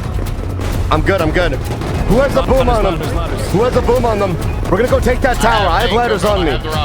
How many rockets do you have, team man, on you? How many? I have 12. Let's go. Team with me. Flank team, let's move. 12. We need to take that tower on the right side, and we need to work our way in. Easy now. Winnie's running towards them. Let's wipe these guys on the hill. We wipe them on the hill first. Get ready to wall, Africa. Let's help our boys. We got air support with us, too. Let's move.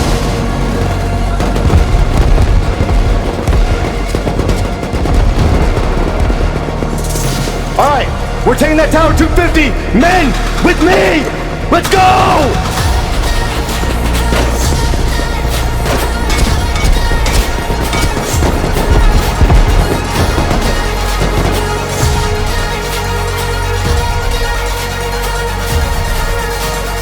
The flank team had made it to the tower, and as we've learned from Africa, they know a thing or two about taking down towers. You know what to do here. Let's take this bitch out, boys. Yep. Hey, go up ladders, go up ladders. Get up the side, Thank you, brother. I'm slamming right here. I'm slamming right here at the door. Move. Right here. That's all. They don't move. Don't fall. They don't. Up on the hill, wall behind us, wall behind us. I'm going in on this rock. I'm going in. Breach. Move out. Break these beds now. With the problem now eliminated, the raid could officially start. This is our final stage, the rockets. Now it's all about doing the most amount of damage to this base.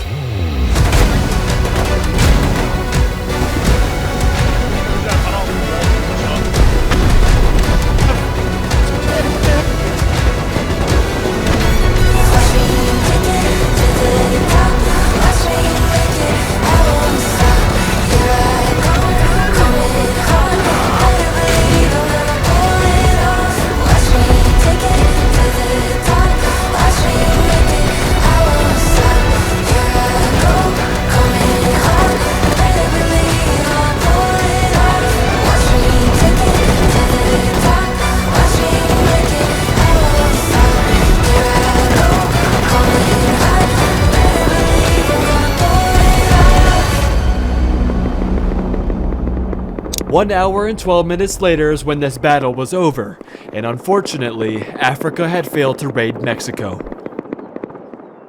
The United States was defending inside Mexico's base, and this was something Africa wasn't expecting. Furthermore, the US had helis of their own which they used to bomb the raid towers. The fact was, Africa didn't have enough numbers yet to beat Mexico and the United States. Coconut B needed more soldiers for this war, but what he really needed was Brazil.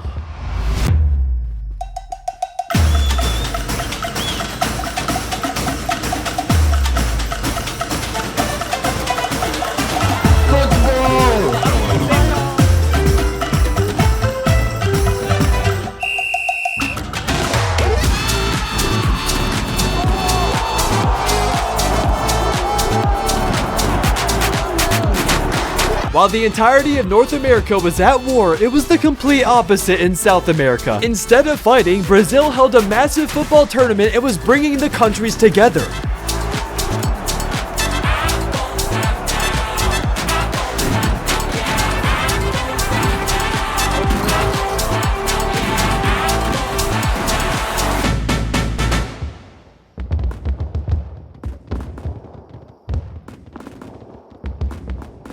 Coconut B and the news team met with Brazil as a last chance hope for Brazil to join the war. They know Brazil hates Mexico, so maybe there's a chance they would join the war after seeing the fail raid.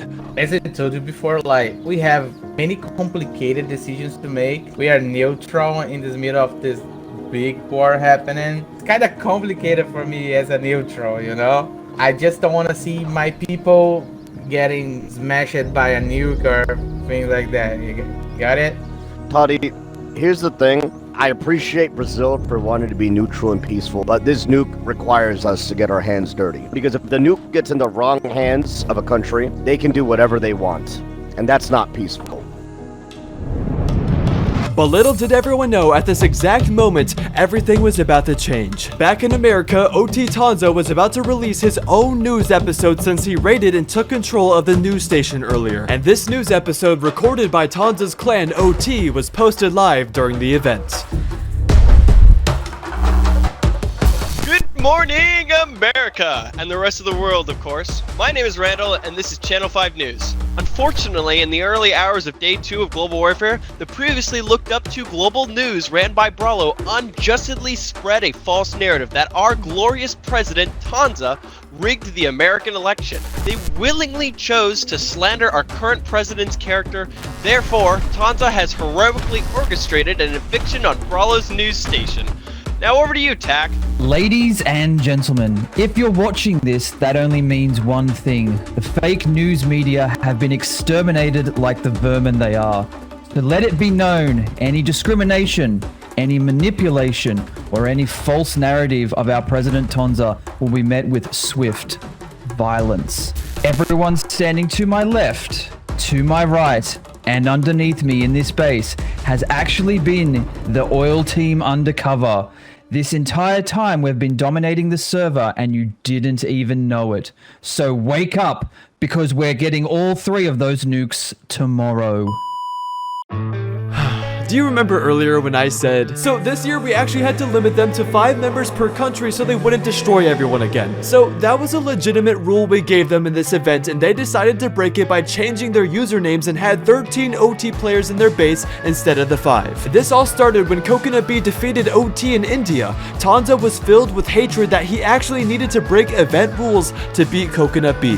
For context, OT is a clan that has been featured in 14 of my videos garnering millions of views. You've heard me say it countless times, they're the best clan in Rust. The best clan in Rust. But you see, this is the last video where you'll see OT in a FancyOrb video. The reality is, OT's reputation lately is terrible, and I've been slowly trying to step away from them. Now, I'm not here to air out their drama because I have some respect for what I've accomplished with them. Many of the people in the Rust scene know their allegations, and if you don't, it's out there. OT, we created history together. But as the person who created and gave you the title of the best clan in Rust, I can no longer stand by this statement anymore. The best shouldn't feel the need to cheat. And so, since they cheated and broke the rules in this event, we banned every single OT member off the server.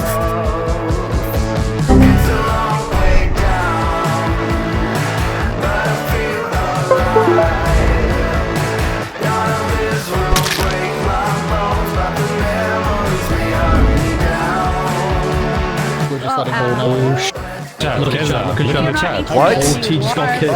What? What? Goodbye, OT. No way.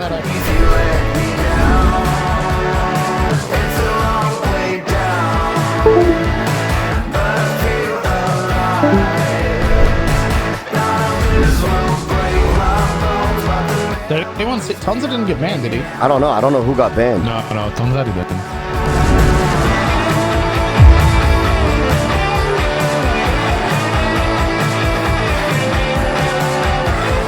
We knew it was the right decision to ban them when the entire chat celebrated, because if there's one thing the entire world will agree on, it's that they hate cheaters. So let this be known to the community, don't ever cheat, especially when it's an event raising money for charity. OT crossed a line here, and unfortunately they will have to live with these consequences.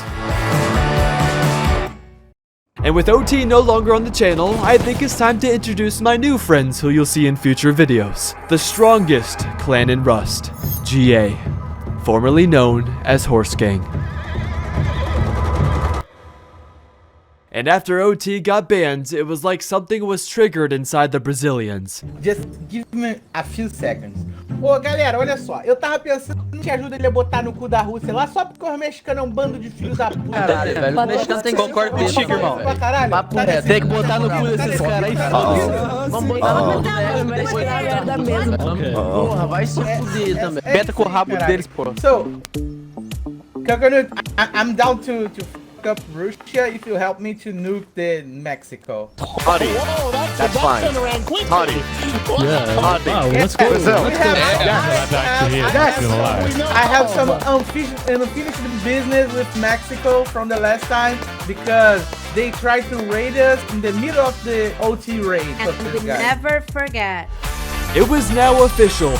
Brazil was finally convinced to join Africa in this massive war. They simply wanted their revenge on Mexico and was going to assist Coconut B, the news team, the British, and India to take out the North American alliance.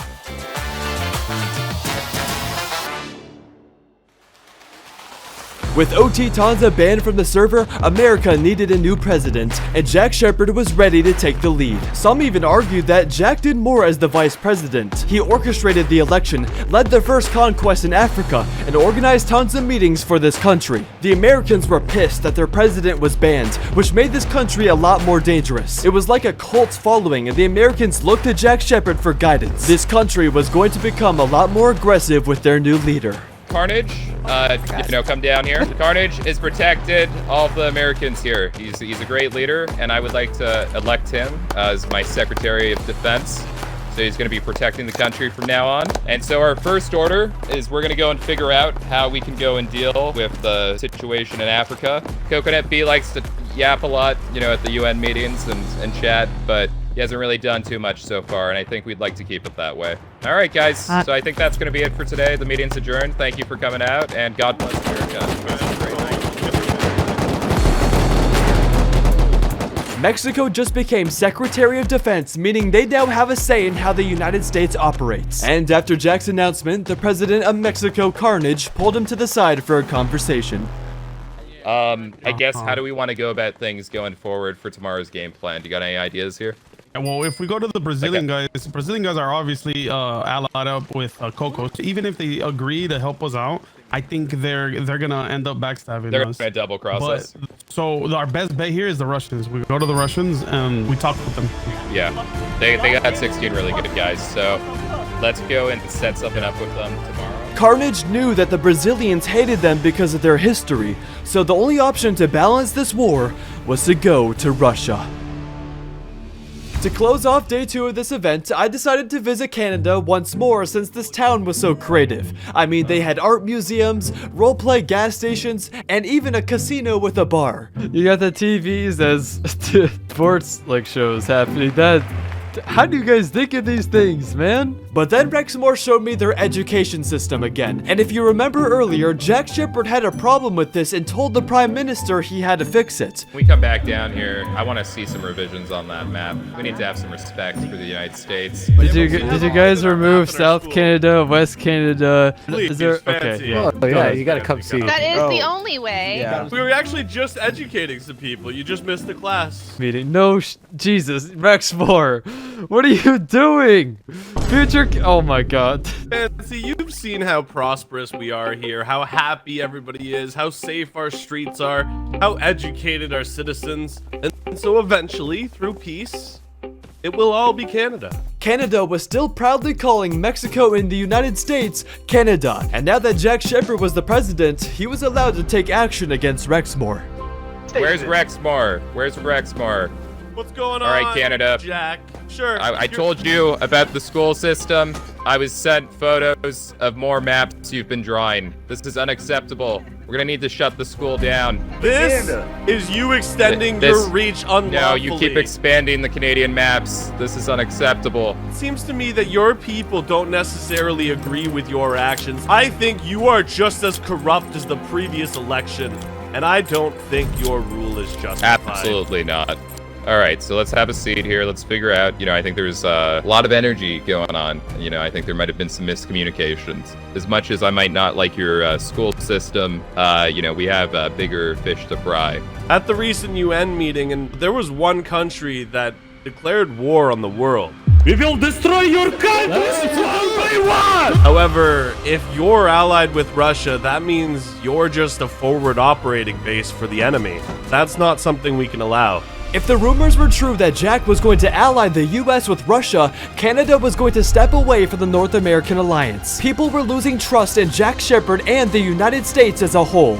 The Russians are strong. You want to be friends with the Russians, Rexmore. We're not worried if the if Russians, you like it or not. If the nuke lands in North America, Canada will fight to take possession of it. Okay, and what is Canada gonna do with the nuke?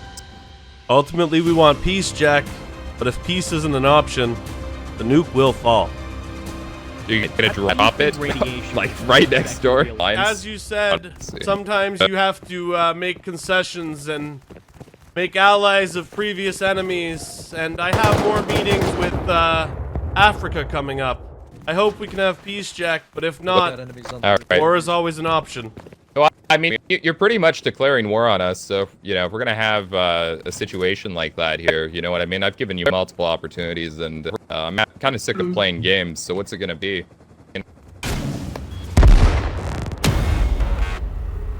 If that's the case, then so be it, Jack.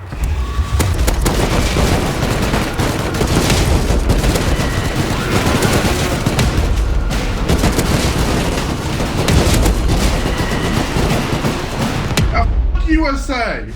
Canada had declared war on the United States and broke the North American alliance. And right after this, Jack Shepard gathered with Mexico and launched an invasion on Canada. Jack didn't care anymore. If you didn't do it America's way, then you were declared an enemy. The United States already had tons of enemies, and Canada was just one more on the list. And the United States and Mexico made it clear that Jack was the new president, and this is how things would be. Canada fought hard. Their main goal was to protect the Parliament building, so they used tactics like the battle bus to slow them down. Battle bus! Battle bus!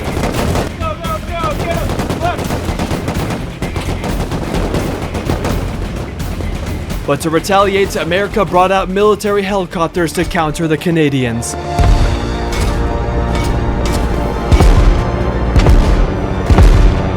The US and Mexico were too strong, and many buildings were destroyed in the process, including Canada's school. Told you guys to redraw the maps. You didn't want to do it. Now you gotta suffer. Welcome to America. Since the Canadians were mostly role players, a lot of citizens lost their lives and bases during this attack. But the heart of Canada was still protected, and Rexmore's Parliament building survived, which means Canada survives to tell the story to the world.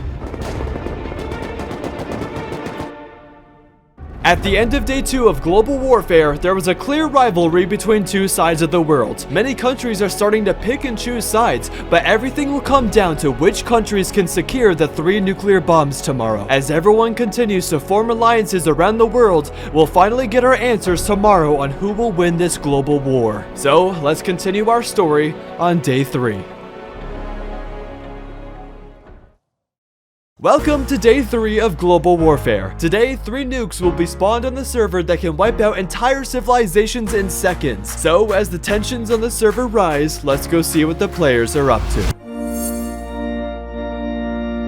Surprisingly, we start off in a wholesome way because 2 lovers in Antarctica fell in love during this event. And we shall all see that today. May our love continue to grow and inspire us all. I declare you husband and wife.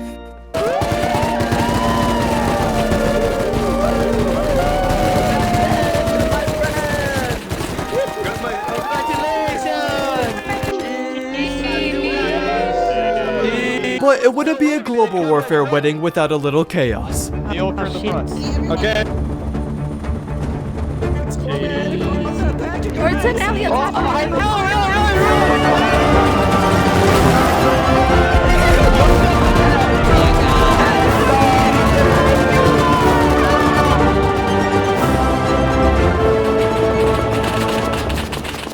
Tensions on the server were getting high on day 3. Africa had put up shops in every grid of their continent, naming them TIA. And to reciprocate, Russia did the same thing, titling theirs, the CIS has no borders. Things were getting very serious at the start of day 3. But the US President Jack Shepard had the important task of getting Russia to join the United States and Mexico in this fight. Word was getting around that Brazil joined Coco, so if Jack can't score the Russians, they are screwed.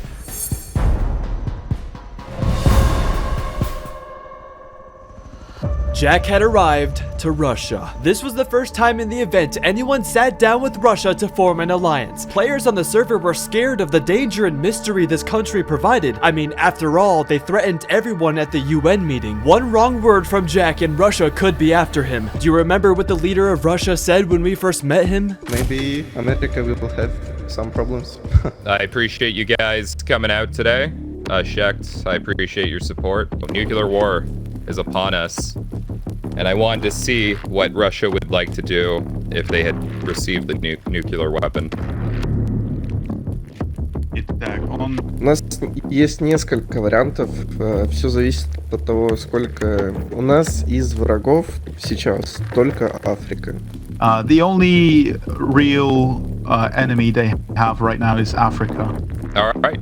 Yeah, we're on the same page for that. So if we get a nuclear weapon, we will also nuke Africa. Мы вот забираем все эти бомбы, и нас придут рейдить там несколько альянсов. Они придут нам на помощь в случае чего? So the question that arose right now is if they get the bombs, in the scenario that they get attacked by multiple alliances that want to take the bomb, are you willing to come to their defense, to their aid? Absolutely. The United States, Mexico, and will be there on arrival. We can start setting up FOBs and things like that very shortly too. Кого вообще можно еще опасаться помимо Африки? Какие у них альянсы есть известные? Is it known who Africa is allied with? You guys, you've met Coconut B. It's kind of the major terrorist down there. You have Max Mears, and the only other group in question who has the firepower is Brazil. Could be allied with Africa. Джек, собственно, мы хотим быть в альянсе вместе с вашими друзьями. Собственно, ваши друзья, наши друзья. Поэтому мы готовы к любому сотрудничеству. We want to be in your alliance because friends of friends should be friends and enemies of enemies are also friends. And it will be greatly beneficial for both of us. Absolutely. So let's make it happen, people.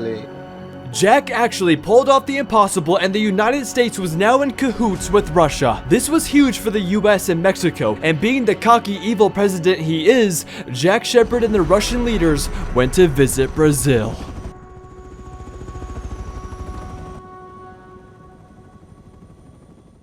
Now, this was a psychological mind trick Jack was playing on Brazil. With him bringing his brand new Russian alliance on Brazilian soil, he was pretty much signaling to the Brazilians, hey, we have Russia on our side, so you should join us so we can win this war.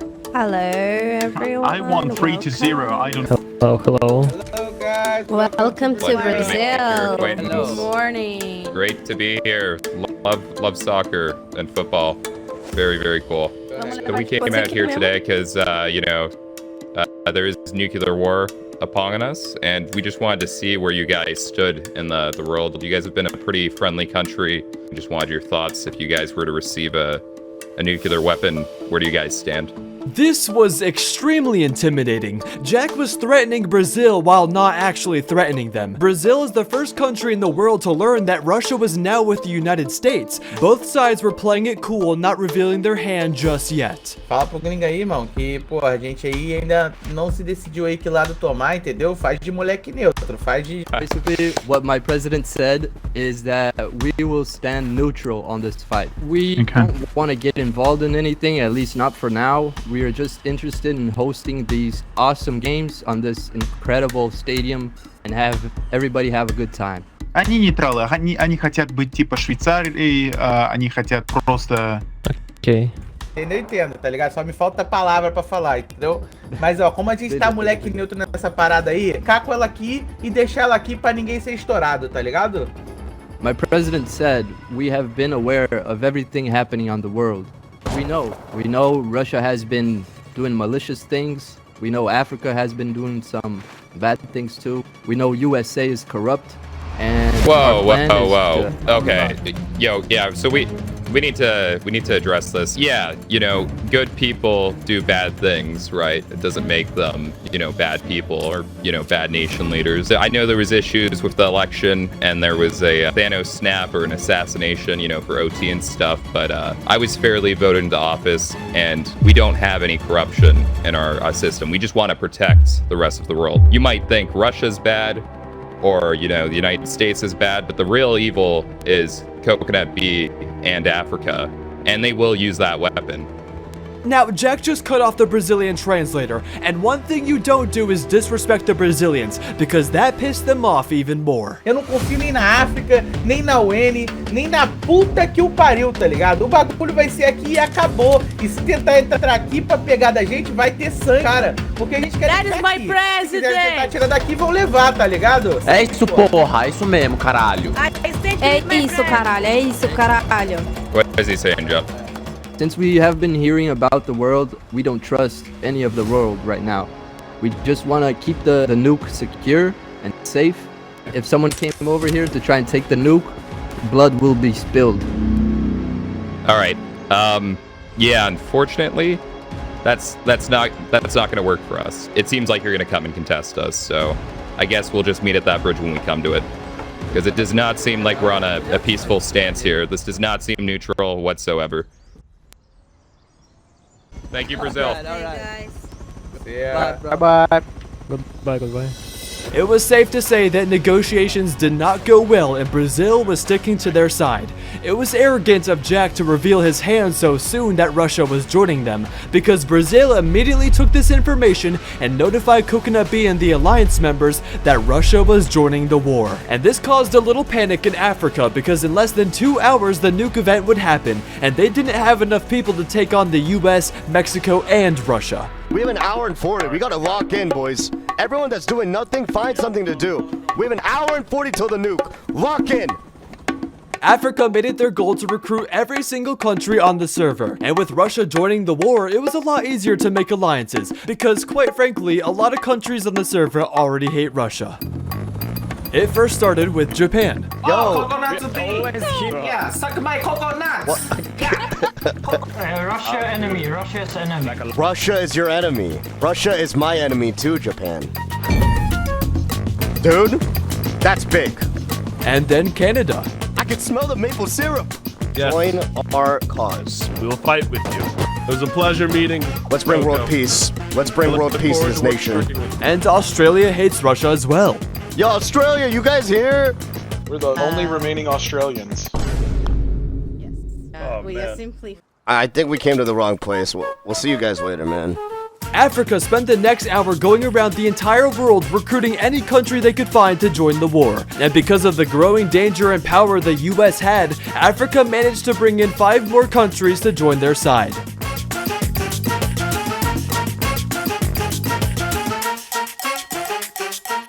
All the Alliance members Coconut Bee had gathered met in the UN building one final time before the nuke event.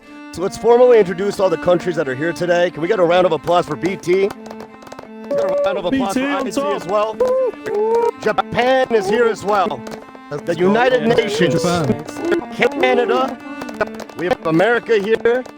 Finally, we have Brazil joining us. Oh, and Australia. And Australia. And Australia. My apologies. That was the last second. My apologies, Australia. As well as Argentina, I believe. Thank you, world leaders, as well as the news team. We have organized amongst ourselves and gathered you all here to address one issue. We have very, very, very bad people out there unifying as we speak. If those 3 get the nuke, I cannot say it'd be a very safe place for the world, which is why we decided to gather everybody in this room together to unify and formulate a plan that we can all agree with to obtain world peace. I would like to invite Brazil to the stand right here to discuss their problems and their world issues. Da neutralidade no meio disso tudo. Nós ouvimos todos os lados pra poder fazer a baguncinha aí, tá ligado? President Todi said, since we have been neutral all this time, we have been hearing from all the world the problems and the conflicts. And that's why we stand here today with all of you and Coco to make the world a better place. Japan, I'd like you to invite you to take the stand. Japan. We live in Japan and we get raided twice by Russia, so we want to arrive with everyone, and Japan want to raid Russia. The leadership of Jack Shepard has allied with the Russians, so we are here today to fight with not only you, but the world. Let's invite Coop's Trailer Park boys to the center. Yeah, okay, I'll tell you right now. So basically, we're the trailer park in America, and you know, when you got your president alliancing with the Russians, it ain't gonna sit well with us. So, we're with y'all. Hell yeah. IT, the center is yours. Just want to say that we are all happy that the greater evil yesterday has been removed, but obviously we have all found out that there is another greater evil in this world. We're all here united to now face that evil. BT, are you here with us right now? You know we are. This has been a fantastic event. I joined this server and every single person in this world told me, oh, you're living next to Coco. You're gonna have a great wife. This man has unified Africa. It has become a haven of peace and tranquility. We stand with Coco, and we stand against the Russians. Thank you so much. Thank you, Coco. Thank you. Thank you so much for the speeches, everybody. It unites us in a way I can't explain. All of us are gathered here in this room because we all have common enemies and common problems. And the biggest problem, that being, is the nuke. We need to formulate a plan. The nuke is going to happen in 40 minutes. I trust that the countries have established their militaries and have gotten ready for the big war. We don't know where the nukes are going to be. We don't know when it's going to be. We don't know how it's going to be. But one thing we can assure is we are all prepared and unionized. The plan is to try to get 3 nukes, not 1, not 2, but 3 of the nukes, to which we could say, Russia, the fake president, and Mexico. We nuke those 3 countries, and we will obtain. I remember when Russia took the stand at the United Nations meeting, and what did they say? They said they taxed us, and we didn't give the stuff back to them. So what I say is, we'll nuke them. We'll meet them with a bomb. As world leaders, we should all always aim for peace. But if peace is not achievable, we'll aim between the eyes. Fire was great. I agree.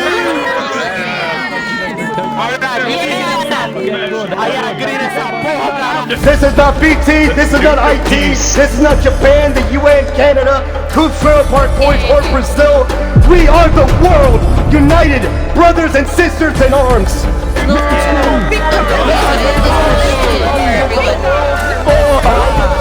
We will shed blood so we can have peace. So here's the situation right now. On one side of the world, you have the Axis powers made up of the United States, Mexico, and Russia with a combined power of 220. And on the other side, you had the Allies made up of Africa, Brazil, England, India, Canada, the UN, Japan, the news team, Australia, Argentina, and the state of Kentucky, all with a combined power of 242. This was an insanely close war, but everything comes down to who can acquire the 3 nukes. So as all the allied countries went back to their bases and geared up their soldiers for war, they came up with a plan. They would split up their countries to fight for every single nuke spawning on the map. So before we spawn the nukes, here's a quick recap of how things will go. 3 nukes will spawn on the map, 1 on the left side of the map, 1 in the middle, and 1 on the right. That way it's evenly spread across the world. There's a different event happening at each nuke that the players will have to defeat, but with hundreds of players going after each nuke, it's going to be extremely difficult. The nukes can't be used until 2 hours has passed, and since they can be seen on the map, the whole world will know which countries have the nukes, which means they'll have to defend the nukes for 2 hours until they can be used. So, let's see where the nukes will spawn.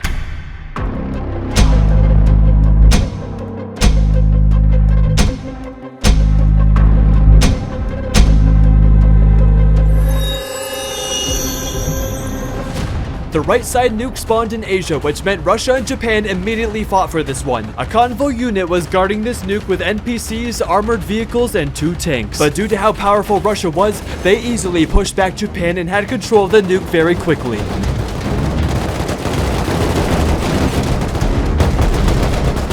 All they had to do now was protect the crate with a nuke and wait the 5-minute timer.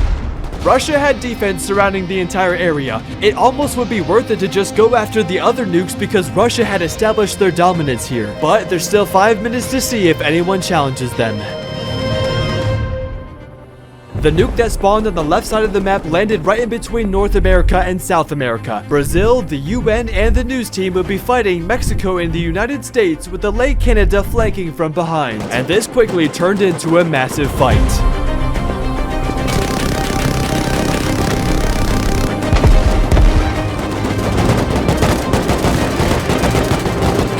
There were attack helicopters everywhere shooting down all the camper vans to prevent players from respawning. This was arguably one of the most important nukes to fight for because you had both sides of the world fighting for the most powerful weapon on the server.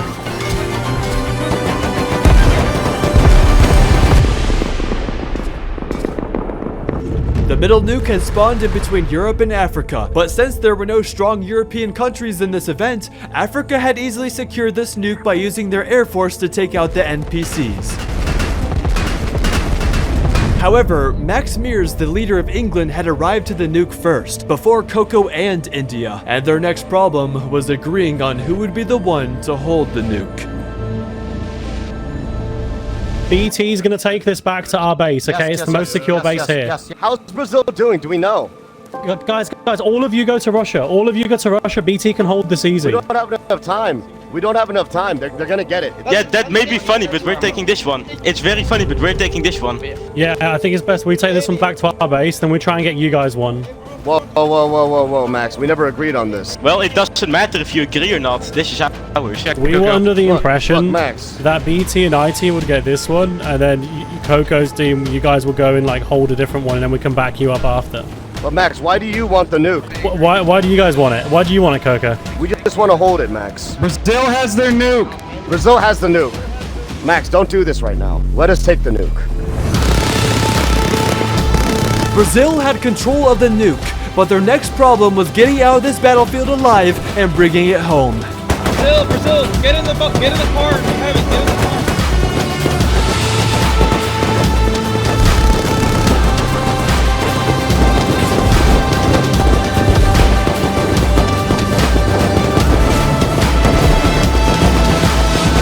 Brazil tried making a run for it into the forest, but Mexico and the United States were surrounding them.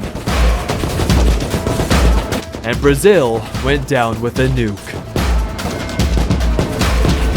Oh, you're making this difficult, Coco. But we're on the same team here, bro. Max, I'm sorry. Boys, get your guns out. Max, we're willing to fight for this. We just want to hold it. We just want to hold it. Arguing?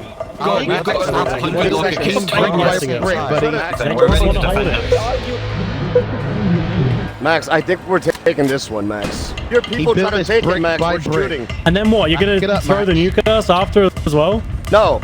I'll throw it at Mexico, but we want the nuke.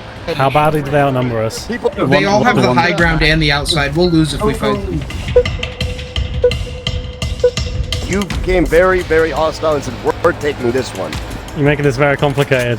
Don't do it, Max. Don't end this. Wait, the nuke goes at Mexico and I throw it. Yeah? Deal. Take it. Max. Take it. Back it up, buddy. We can't. We don't have enough to kill him. Africa was on the verge of throwing away the entire TIA movement, which shows how stressful this moment was during the event. Russia had safely secured their nuke and Africa secured theirs, which means it's 1-1 now. It all comes down to who's getting the final nuke between North America and South America.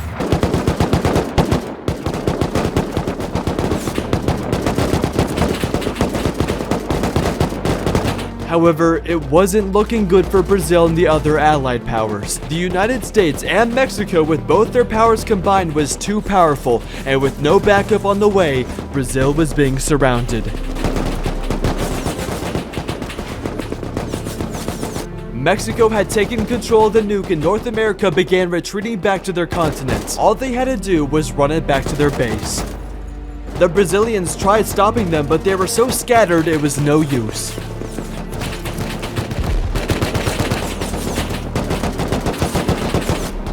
But when Mexico got to their border wall, all of a sudden, there was a resistance.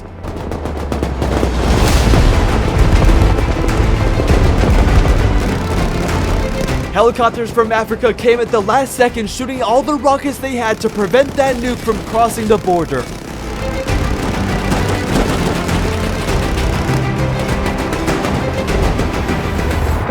But unfortunately, it wasn't enough. The nuke had made it far enough and Mexico had control of the third nuke. Now, this was both good and bad for the allied powers. Good because they secured a nuke, but also bad because the Axis powers had control of 2 nukes. But they can't be used right away. All nukes have a 2-hour cooldown until they can be used, which means the allied powers are gonna have to take one of the nukes by force. The allied powers held a quick meeting at the UN. The 2 hours was running down fast. That was tense. That was tense. It's okay. We can't deny. No, I have a plan. Mexico cannot use that nuke if we're outside their base sieging them. It's a 2-hour cooldown on the nuke. We already have 1 nuke. We raid Mexico to try to get that second nuke. When the time is up, we nuke Russia. And Russia will likely use their nuke on Africa. We'll die, but we'll be able to get that 1 nuke out, which we can use to finish off Mexico or America. They can't use that nuke if we siege them and hold their exits. They can't. Max, I haven't forgotten that. I haven't forgotten. I'm gonna give you that nuke to raid Mexico if we fail. But this is the way we can ensure we all win. Mexico and Russia have obtained the nuke. I say we raid Mexico. They cannot use the nuke if we are outside their base. We raid them for 2 hours, and if we can't get the nuke, we just keep pummeling. And when those 2 hours up, we send a nuke over to Russia. We just bring all our rockets, bring everything. This is an all-in. Everyone get your people, get your rockets, get beds, come to Africa. We need to go now. I'll see you guys on the battlefield. See you soon in Africa. Let's go. Let's go, baby. Let's go.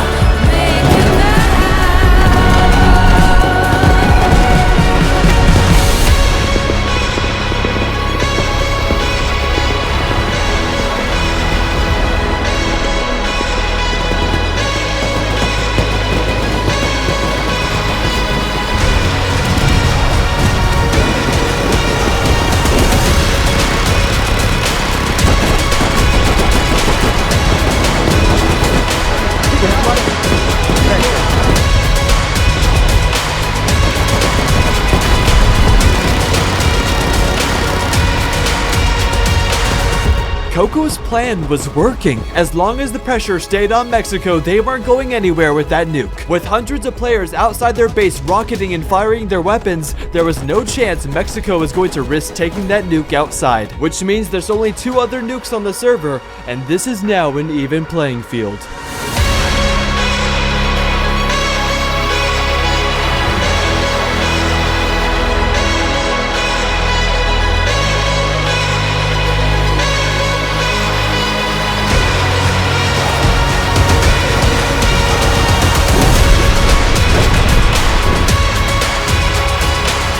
The plan was never to raid Mexico. The whole thing was a distraction. You see, Chad, I knew we weren't going to get into Mexico. You think I'm that stupid? You think we can raid a Mexico's compound? No. The whole thing was a distraction. It was to hold them long enough so we can get it off. Coco was trying to pull off the impossible. The nukes were now active, so Coco sent 5 of his best soldiers to nuke Russia, take Russia's nuke to bomb Mexico, and take Mexico's nuke to finish this war by nuking America. But there was one problem. The nukes are live on the map and everyone saw it moving. And Russia wasn't stupid, because with one click of a button, it was very obvious the nuke was following the underground trains pathway.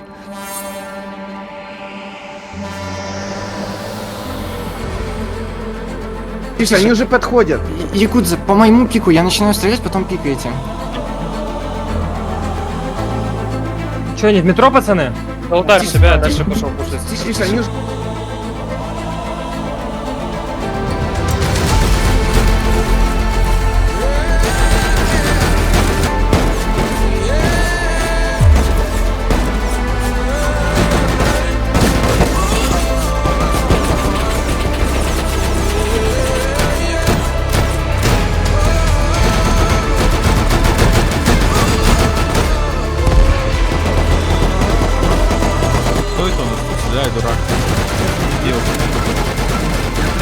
Вот, я же забрал. Яша, послушай.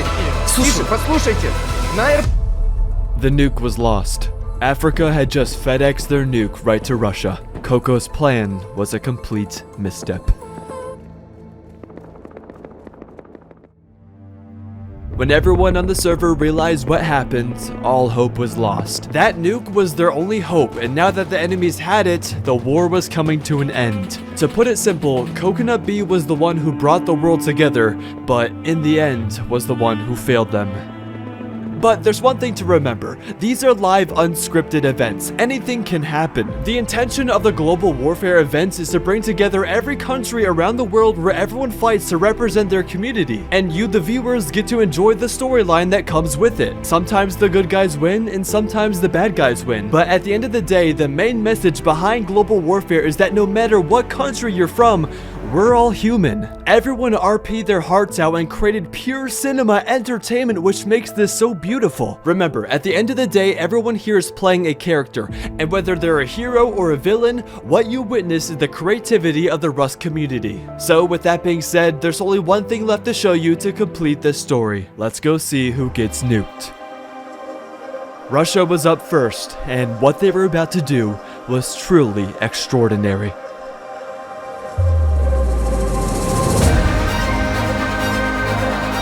Russia was going to make the ending memorable by taking over 14 attack helicopters to nuke Africa. One of these helicopters held the nuke. If that exact helicopter was shot down, the nuke was lost. It's a 7% chance, but they were willing to risk it for this cinematic experience.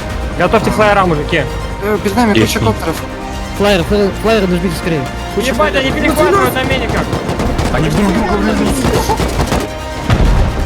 Под нами птички, надо их ебашить вам, ребят. Левее, левее. Вам надо аккуратно дом прогрузить. Аккуратно нужно дом прогрузить.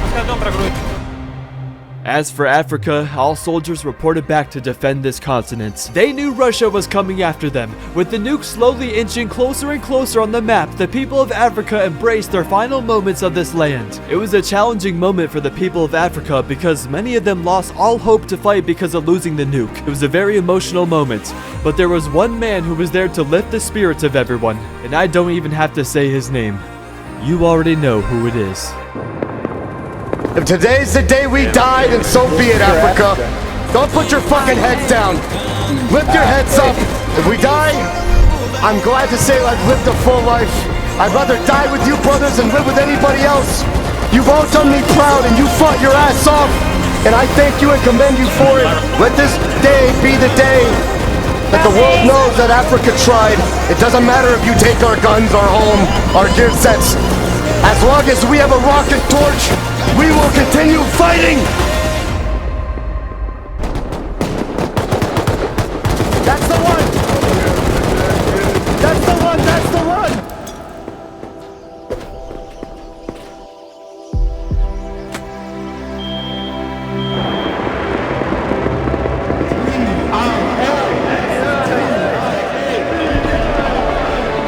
We are apes!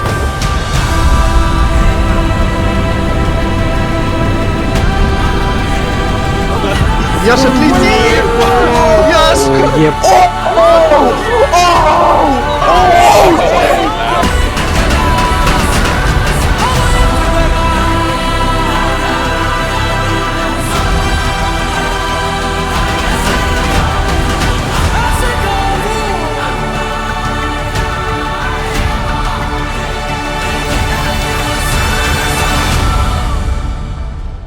Coconut B wasn't the perfect protagonist, but he damn sure was an entertaining one.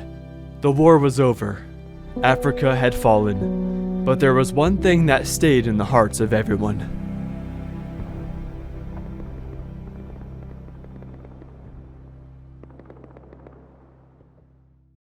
The only question on everyone's mind was who was getting nuked next. With it being Mexico's turn to nuke the next country, everyone knew exactly who they were going for. Mexico nuke moving.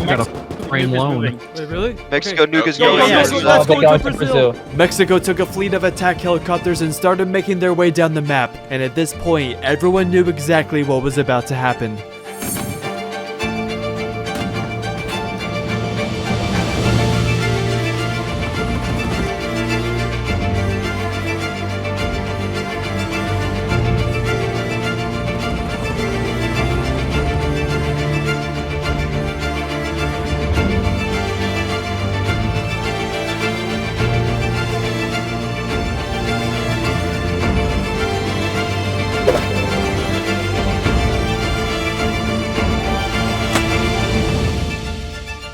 But it was a supply signal. This nuke wasn't for Brazil. It was going to the UN.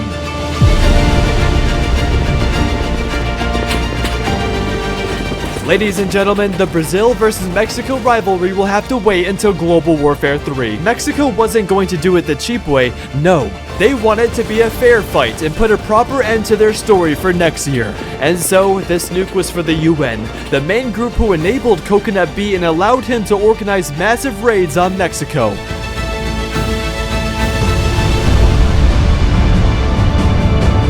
It was extremely symbolic.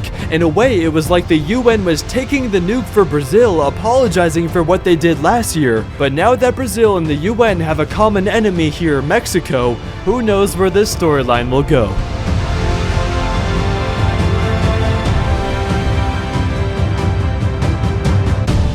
The second nuke of Global Warfare 2 goes to the UN. It was back to Russia for the third nuke. However, it didn't go quite as expected. Russia went to nuke a local Germany team that they had a small rivalry with in this event. However, they completely missed the nuke and it landed in the water. Oh, he missed!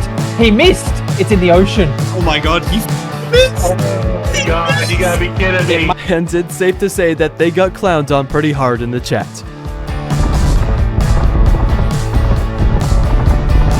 And that concludes the story of Global Warfare 2. But don't worry, there's many more to come. This series is just getting started. If you made it to this point in the video, I'd like to ask that you subscribe and help me hit 1 million subscribers. This project took months to create. And before we finish the video, here's some final words from our characters. We want to say to everyone, thank you for inviting us to this event. Thank you to everyone who helped us. This is a very important event for us, for Russia, for this community. Usually we fight among ourselves in the cis community, but now what cis community can do together if they all in one place and all with one goal. So thank you everyone from all these guys. Thank you, We thank you. appreciate it. Thank you, bro. And we're here. Chris and I are very happy with the way it worked out. We couldn't have done it without such an amazing team, honestly. I mean, you can't impress everyone, and everybody's always looking to point the finger, and most people want to point the finger at the UN. We had a beautiful storyline of redemption with Brazil. We made some really great friends with them, so. Mexico will not give in, Mexico will not surrender, and Mexico will not lose to tyrants. Those are my words to the world. And thank you also for the crazy events that you do, man. Every year you bring all the Rust community together, man. You win, I guess. Yeah, you and Mexico win. Right? Damn right I win. Without Mexico, we would have been, we would have probably been screwed, I would say. Mexico is a huge saving grace. You did great, you guys. Yeah, no, thank you so much, man. No, it was a lot of fun playing with you guys. Fancy, like this year, we try something different, we try something new, we try to welcome everybody around the world to come to Brazil and play some football with us. But in the next year, it's about revenge. I will revenge Mexico for all things that the Mexico is doing with Brazilians. You will see another side of Brazil. Honest to God, bro, if I could do it all again with everybody and have it go out the same exact way, I'd do it fucking 7 days out of 7 days, 365 days out of 365 days, bro. What you created here, Fancy, is so special, man. And I'm glad you created a server I can come on and play with my community like this, dude. It feels like we're a family over here. We didn't go out the way we wanted to go out, but hey, f it, man. We gave it a real shot, boys, huh? TIA, boys! TIA! I'm looking to add new characters, new countries, and new players to the Global Warfare series. So if you want to play in future events, join my Discord below. We raised money for charity, received our own Rust skins, and achieved a beautiful storyline this year. So thank you for watching, and stay tuned for Global Warfare 3 later this year because these events keep getting bigger and bigger. And if you want to rewatch last year's Global Warfare, it's on your screen now.